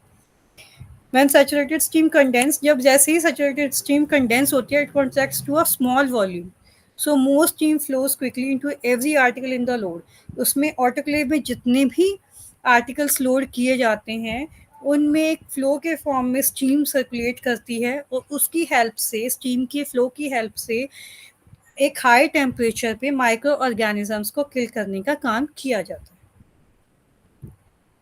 इसमें मोस्टली 115 डिग्री सेल्सियस का भी टेम्परेचर रखा जाता है, 126 भी रखा जाता है। 115 30 मिनट्स के लिए रखा जाता है ऑटोक्लेव में, 126 degree at 20 pounds for 15 minutes. इसमें क्या प्रॉपर एक प्रेशर भी रहता है, टेम्परेचर भी मेंटेन रहता है, जिसकी हेल्प से स्टेरिलाइजेशन प्रोसेस होता है। This is called your steam sterilization. ये क्वेश्चन अराइज कर लिया जाता है कि स्टेरिलाइजेशन प्रोसेस क्या है, कितने तरीके का होता है, फार्मास्यूटिकल प्रोडक्ट्स को कितने तरीके से स्टेरिलाइज किया जाता है। Steam sterilization used for pharmaceutical preparations can withstand with the required temperature। इसके लिए सबसे मेन मोटिव है कि हमें एक रिक्वायर्ड टेम्परेचर रहे। Steam can be penetrated and not adversely affected by moisture। इस पे मॉइस्चर का कोई इफेक्ट नहीं होना चाहिए। इसमें क्या है, sterilization of vaccines at 56 degree Celsius. ये तो जो अगर वैक्सीन्स का स्टेरिलाइजेशन करना है तो ये वाटर बाथ में हो सकता है फॉर 1 आवर। अगर पेस्चराइजेशन प्रोसेस करना है, जैसे मिल्क के लिए होता है, बहुत सी ऐसे यूनिवर्सिटीज़ हैं जो मिल्क पे रिसर्च करती हैं, उस केस में पेस्चराइजेशन में at 71.6 degree Celsius for 15 second, और उसके बाद उसको क्विकली कूल भी किया जाता है। That is pasteurization of milk. Tyndallization, heating at 80 degree Celsius, heating with बैक्टीरियासाइड।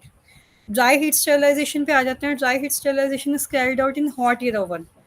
जितनी भी लेबोरेटरीज हैं या जितनी भी माइक्रो लैब्स हैं उनमें ये स्टीम स्टेरिलाइजेशन के लिए ऑटोक्लेव भी दिख जाता है, ड्राई हीट स्टेरिलाइजेशन के लिए हॉट एयर ओवन भी दिख जाता है। These oven are thermostatically controlled. ये थर्मोस्टैटिकली कंट्रोल्ड होता है, इनमें एक हीटिंग मैनर होता है, टेम्परेचर सेट होता है, जिसमें हमें टेम्परेचर सेट करना होता है। सपोज अगर हमें किसी चीज़ को 15 मिनट्स के लिए करना है तो हम उसको उसके अकॉर्डिंग टेम्परेचर सेट रखेंगे। अगर हमें 30 मिनट्स के लिए रखना है तो उसका टेम्परेचर सेट किया जाएगा। The mechanism of microbial destruction and dry heat sterilization is by the dehydration of microbial cell। Dehydration की हेल्प से microbial cell को स्लोली बर्न होते हैं, वो ऑक्सीडेशन उनको मिल नहीं पाती है। And dry heat sterilization, higher temperature, long exposure of time are required. Dry heat के लिए हमें ज़्यादा टाइम चाहिए होता है। ड्राई हीट के is less effective than moist heat in killing organisms. Moist heat से जो माइक्रो ऑर्गेनिजम्स हैं वो किल नहीं होती हैं, ड्राई हीट से वो किल हो जाते हैं 160 अराउंड टू 170 डिग्री सेल्सियस। अब आ जाते हैं फिल्ट्रेशन स्टेरिलाइजेशन पे। Filtration sterilization involve physical removal of micro organisms.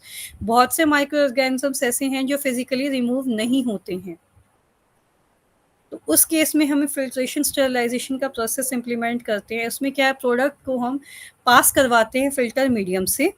Filter medium remove the micro organism by absorption. Filter medium से माइक्रो ऑर्गेनिज्म एब्जॉर्प्शन की हेल्प से सीविंग मैकेनिज्म से रिमूव होते हैं। इसमें क्या हो जाता है, 4 क्लासेस होती है, microporous plastics, sintered glass plastic, fibrous pads, sintered containers. इन 4 मेथड्स के जरिए फिल्ट्रेशन प्रोसेस होता है। माइक्रोपोरस प्लास्टिक्स या मेम्ब्रेन फिल्टर्स क्या होते हैं, ये स्टेरिलाइजेशन आजकल चल रही है। These are filters are available in a variety of pore sizes. मतलब टाइप ऑफ, मतलब बहुत सारी वैरायटी है पोर साइजेस में। Pore are uniform in size, occupy approximately 80% of the filter. इसमें क्या है, अलग अलग पोर डिफाइन करते हैं कि हमारे जो मीडियम है वो कितने परसेंट तक जो है फिल्टर पास करेगा। ठीक है, फ्लो रेट और rate of filtration is high due to high degree of porosity. Advantage and dis, अब मैंने कहा ना, मैं स्टार्टिंग के यूनिट से कह रही हूँ, जब भी कोई फार्मास्यूटिक्स वैरायटी, फार्मास्यूटिक्स हमारे लिए नई कोई भी चीज़ इनोवेशन करती है तो उसमें कुछ एडवांटेज हो जाते हैं, कुछ डिसएडवांटेज हो जाती हैं। तो इसकी अब क्या डिसएडवांटेज है, complete removal of living as well as killed microorganism from the product. अगर हम किसी प्रोडक्ट को sterilization process, filter sterilization process में लाते हैं तो उसमें कंप्लीटली माइक्रो ऑर्गेनिज्म किल हो जाते हैं। Thermolabile liquid can be sterilized by this method. Thermolabile liquid भी हो सकते हैं। Less time is required for filtration, इसमें कम टाइम लगता है। ये मेथड जो है इनएक्सपेंसिव है। ठीक है, अब आ जाते हैं इसके डिसएडवांटेज में। तो एसेप्टिक प्रोसेसिंग इज रिक्वायर्ड, इसमें थोड़ा हमें एसेप्टिक प्रोसेसिंग चाहिए होगी। स्टेरिलिटी टेस्ट जो होते हैं हमारे, वो sterilized by this method. Faults in the filter media, अगर फिल्टर मीडिया बनाते हुए थोड़े फॉल्ट हो गए तब थोड़ा सा हमें प्रॉब्लम हो सकती है। एब्जॉर्प्शन ऑफ मेडिकामेंट में ऑकर। ठीक है जी, इसमें ये क्वेश्चन जनरली पूछ लिया जाता है, what are the advantage of filter sterilization. Gas sterilization क्या है, गैस नाम से ही आप समझ पा रहे होंगे। The sterilization method describe above are not suitable for heat sensitive and moisture sensitive material. बहुत से ऐसे होते हैं जो हीट सेंसिटिव और मॉइस्चर सेंसिटिव मटेरियल होते हैं, या वो तो इजीली हो जाएंगे, लेकिन कुछ ऐसे भी होते हैं जो नॉट सुटेबल होते हैं। उस केस में क्या करेंगे, हम गैस स्टेरिलाइजेशन प्रोसेस इंप्लीमेंट करेंगे, जिसमें कि कुछ गैसेस हमारे यूज होंगे। Ethylene oxide, propylene oxide, formaldehyde, ozone are used. Ethylene हमारी मोस्ट प्रोबेबली यूज की जाती है। The gas when mixed with in air more than 3% concentration is highly inflammable for safe use. Ethylene use की जाती है। इसमें क्या होता है, स्टेरिलाइजिंग एक्टिविटी में ethylene oxide by using it interference with the cause of metabolism of bacteria. बहुत से ऐसे भी बैक्टीरियाज हैं जो उनसे नहीं किल हो पाते, तो इथाइलिन ऑक्साइड यूज किया जाता है। It is an alkylating agent cause alkylation of proteins and other important cell constituents. इसमें क्या है, हम क्या करते हैं, स्पेशल जो स्टेरिलाइजर होते हैं उसमें इथाइलिन ऑक्साइड कंसनट्रेशन टाइम के साथ इसमें ऐड करते हैं, ह्यूमिडिटी और टेम्परेचर सेट करके। इसमें most probably 50 to 60 degree Celsius का टेम्परेचर मेंटेन किया जाता है, और ह्यूमिडिटी और temperature can not be increase for sensitive material then exposure time. इसका time most probably 4 to 16 hours तक रखा जाता है। The most important advantage of ethylene oxide is its high penetrating power. It can be used for pre-packed articles. Pre-packed जो articles होते हैं उनके लिए यूज़ किया जाता है, जिससे कि surgical supplies, medical supplies, plastic disposable syringes, appliances, ये कई बार ऐसा है गैस स्टेरिलाइजेशन से ये की जाती है। डिसएडवांटेज इसकी ये है कि स्लो प्रोसेस है। कई बार ऐसा होता है कि हमें थोड़ा स्पीडली चाहिए होता है, लेकिन इसमें तो मैक्स 4 to 16 आवर्स लग ही जाते हैं, तो इसे एक स्लो प्रोसेस कह सकते हैं या लॉन्ग एक्सपोजर कह सकते हैं। ठीक है, अब आ जाते हैं रेडिएशन स्टेरिलाइजेशन में। Radiation sterilization is done by the exposing the material to radiation like ultraviolet, UV, gamma, alpha, beta rays के थ्रू स्टेरिलाइजेशन होती है। This mechanism of sterilization by radiation involves an alteration of the chemicals within the microorganism to form new chemical which can destroy the microorganisms or by destroying the chromosomal nucleoproteins of the microorganism. इससे क्या है कि radiations की help से micro organisms को किल करते हैं या डिस्ट्रॉय करते हैं। In case of sterilization by radiation there is small rise in temperatures में क्या करते हैं, रेडिएशंस का alpha beta gamma rays use होते हैं, टेम्परेचर हम थोड़ा ही राइज करते हैं और कुछ समय के लिए करते हैं। The material can be sterilized by the final containers. इसमें क्या final containers specialized equipment use किए जाते हैं, जो कि थोड़ा ये जो हमारी गैस स्टेरिलाइजेशन है as compare to dry heat और स्टीम स्टेरिलाइजेशन इनके कंपैरिजन में थोड़ा एक्सपेंसिव है। थोड़ा प्रिकॉशंस मेजर्स हमें इसमें लेनी पड़ सकती है। इसमें मोस्टली फिलिंग द ब्लैंक्स पूछ लिए जाते हैं या इस तरीके के क्वेश्चंस पूछ लिए जाते हैं। मैंने बोला है कि स्टेरिलाइजेशन प्रोसेस क्या है, कितने तरीके का है, कैसे किया जाता है, ये क्वेश्चन मोस्ट प्रोबेबली पूछ लिया जाता है। अब आ जाते हैं स्टेराइल डोजेज फॉर्म में। Sterile dosage form, the most important characteristics of sterile dosage form is that they are prepared to be sterile. ये ऐसे बनाई जाती हैं कि स्टेराइल रहें, माइक्रो ऑर्गेनिजम्स इस पर रिएक्ट ना करें, they are free from living microorganisms. नाम से ही पता लग रहा है वो डोजेज फॉर्म जो स्टेराइल हो, माइक्रो ऑर्गेनिजम से फ्री हो, दैट इज पेरेंट्रल। इंजेक्शंस आते हैं, इरिगेशन फ्लूइड्स आते हैं, डायलिसिस सॉल्यूशन आते हैं, जिसमें कि हमें स्टेरिलिटी चाहिए ही होती है। Biological preparation such as vaccines हो गई, टॉक्सॉइड्स हो गए, ऑप्थेल्मिक प्रिपरेशन हो गई, इनमें हमें स्टेरिलिटी चाहिए होती है क्योंकि ये सेंसिटिव बाय वेन्स जाने वाले होते हैं, पेरेंट्रल्स हैं। अगर स्टेरिलिटी नहीं मेंटेन होगी तो पेशेंट के लिए लाइफ रिस्क हो सकता है। Parenteral origin, parenteral. The term parenteral जो है वो ग्रीक वर्ड से लिया गया है, पैरा और enteron, meaning outside the intestine. It include the route of administration except oral route, वो रूट जो ऑरल से थोड़ा अलग है। बहुत से ड्रग्स ऐसे होते हैं, कई बार ऐसा है कि सीरियस इल पेशेंट्स होते हैं जो कि ऑरल रूट से ड्रग्स को नहीं ले सकते, उस केस में पेरेंट्रल ड्रग्स का इनोवेशन हुआ है। पेरेंट्रल कह लो, इंजेक्शंस कह लो, injections are sterile pyrogen free preparation, वो प्रिपरेशन जो माइक्रो ऑर्गेनिज्म से फ्री है। तरीके क्या है इनके, रूट्स क्या, what are the routes of parenteral administration, intracutaneous या इंट्राडर्मल, जो कि इंजेक्शन स्किन में इम्प्लीमेंट होते हैं या इंजेक्ट होते हैं, सबक्यूटेनियस होते हैं, अंडर द स्किन होते हैं, इंट्रामस्कुलर इंटू अ मसल होते हैं, 90 डिग्री एंगल पे लगते हैं, इंट्रावेनस होते हैं, वेन के अंदर होते हैं, इंट्रा आर्टिकुलर आर्टरीज में लगते हैं जो हार्ट पेशेंट्स होते हैं, इंट्राकार्डियक हार्ट के अंदर लगते हैं, आर्टिकुलर जॉइंट्स में लगते हैं, इंट्रासाइनोवियल। कई बार ऐसा होता है जो ओल्ड एज के पेशेंट्स होते हैं उनका टाइम टू टाइम नीज में साइनोवियल फ्लूइड कम हो जाता है, जिसकी वजह से उनके नीज में प्रॉब्लम आ जाती है। बहुत से ऐसा होता है नी ट्रांसप्लांट भी करवाना पड़ जाता है। उस केस में intrasynovial fluids in joint fluid area में ये इंजेक्शन लगाया जाता है। Intrathecal into spinal fluid spines में लगता है मोस्टली। आजकल इंजेक्शंस ऑपरेशन सर्जरी में सबसे ज़्यादा स्पाइंस में यूज़ किया जाता है, that is intrathecal, intraspinal in the spinal column.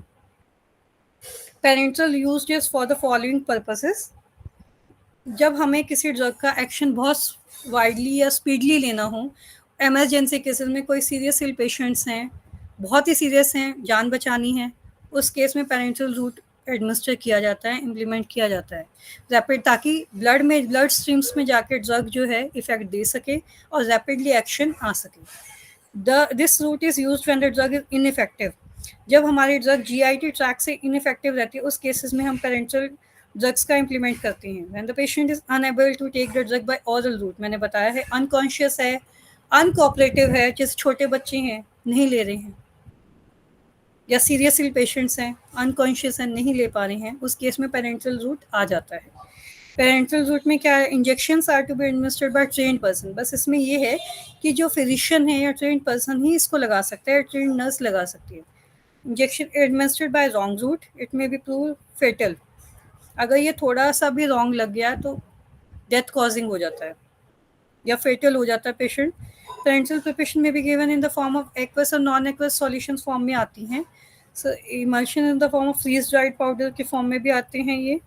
इसकी एसेंशियल क्वालिटीज़ क्या होती है, स्टेराइल है, पायरोजन फ्री है, डस्ट और फाइबर से फ्री है, दिस पैक कंटेनर क्वालिटी और स्टेबिलिटी को मेंटेन रख पा रहे हैं, बफरिंग एजेंट स्टेबलाइजर्स इसके अंदर सेफ हैं, आइसोटोनिक बॉडी फ्लूइड्स के साथ ये कंपैटिबल हैं, अब आ जाते हैं फॉर्मुलेशन ऑफ पेरेंटल प्रोडक्ट्स।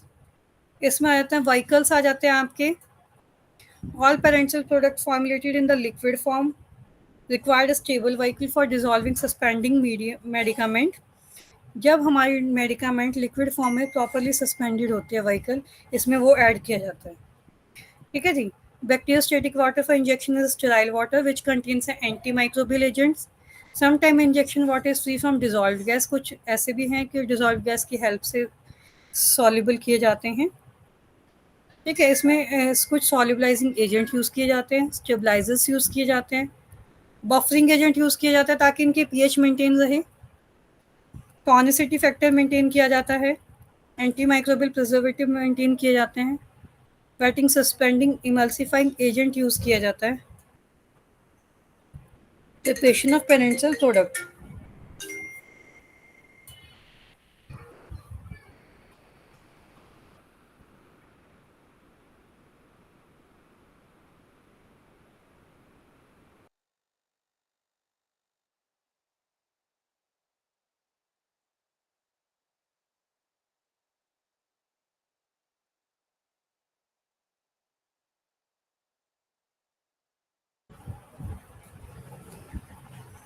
इसी के साथ आज मैं ये क्लास एंड करने वाली हूँ। आज आपने यूनिट फर्स्ट, सेकंड और थर्ड यूनिट की है, और इसके टुमारो हम यूनिट थर्ड से ही स्टार्ट करेंगे। मुझे इसमें आपका रिवीजन चाहिए, मैं आपसे कल क्वेश्चन अराइज करूँगी इससे रिगार्डिंग। आज के साथ हम ये क्लास अभी एंड कर रहे हैं। जी ma'am, thank you. Okay, thank you.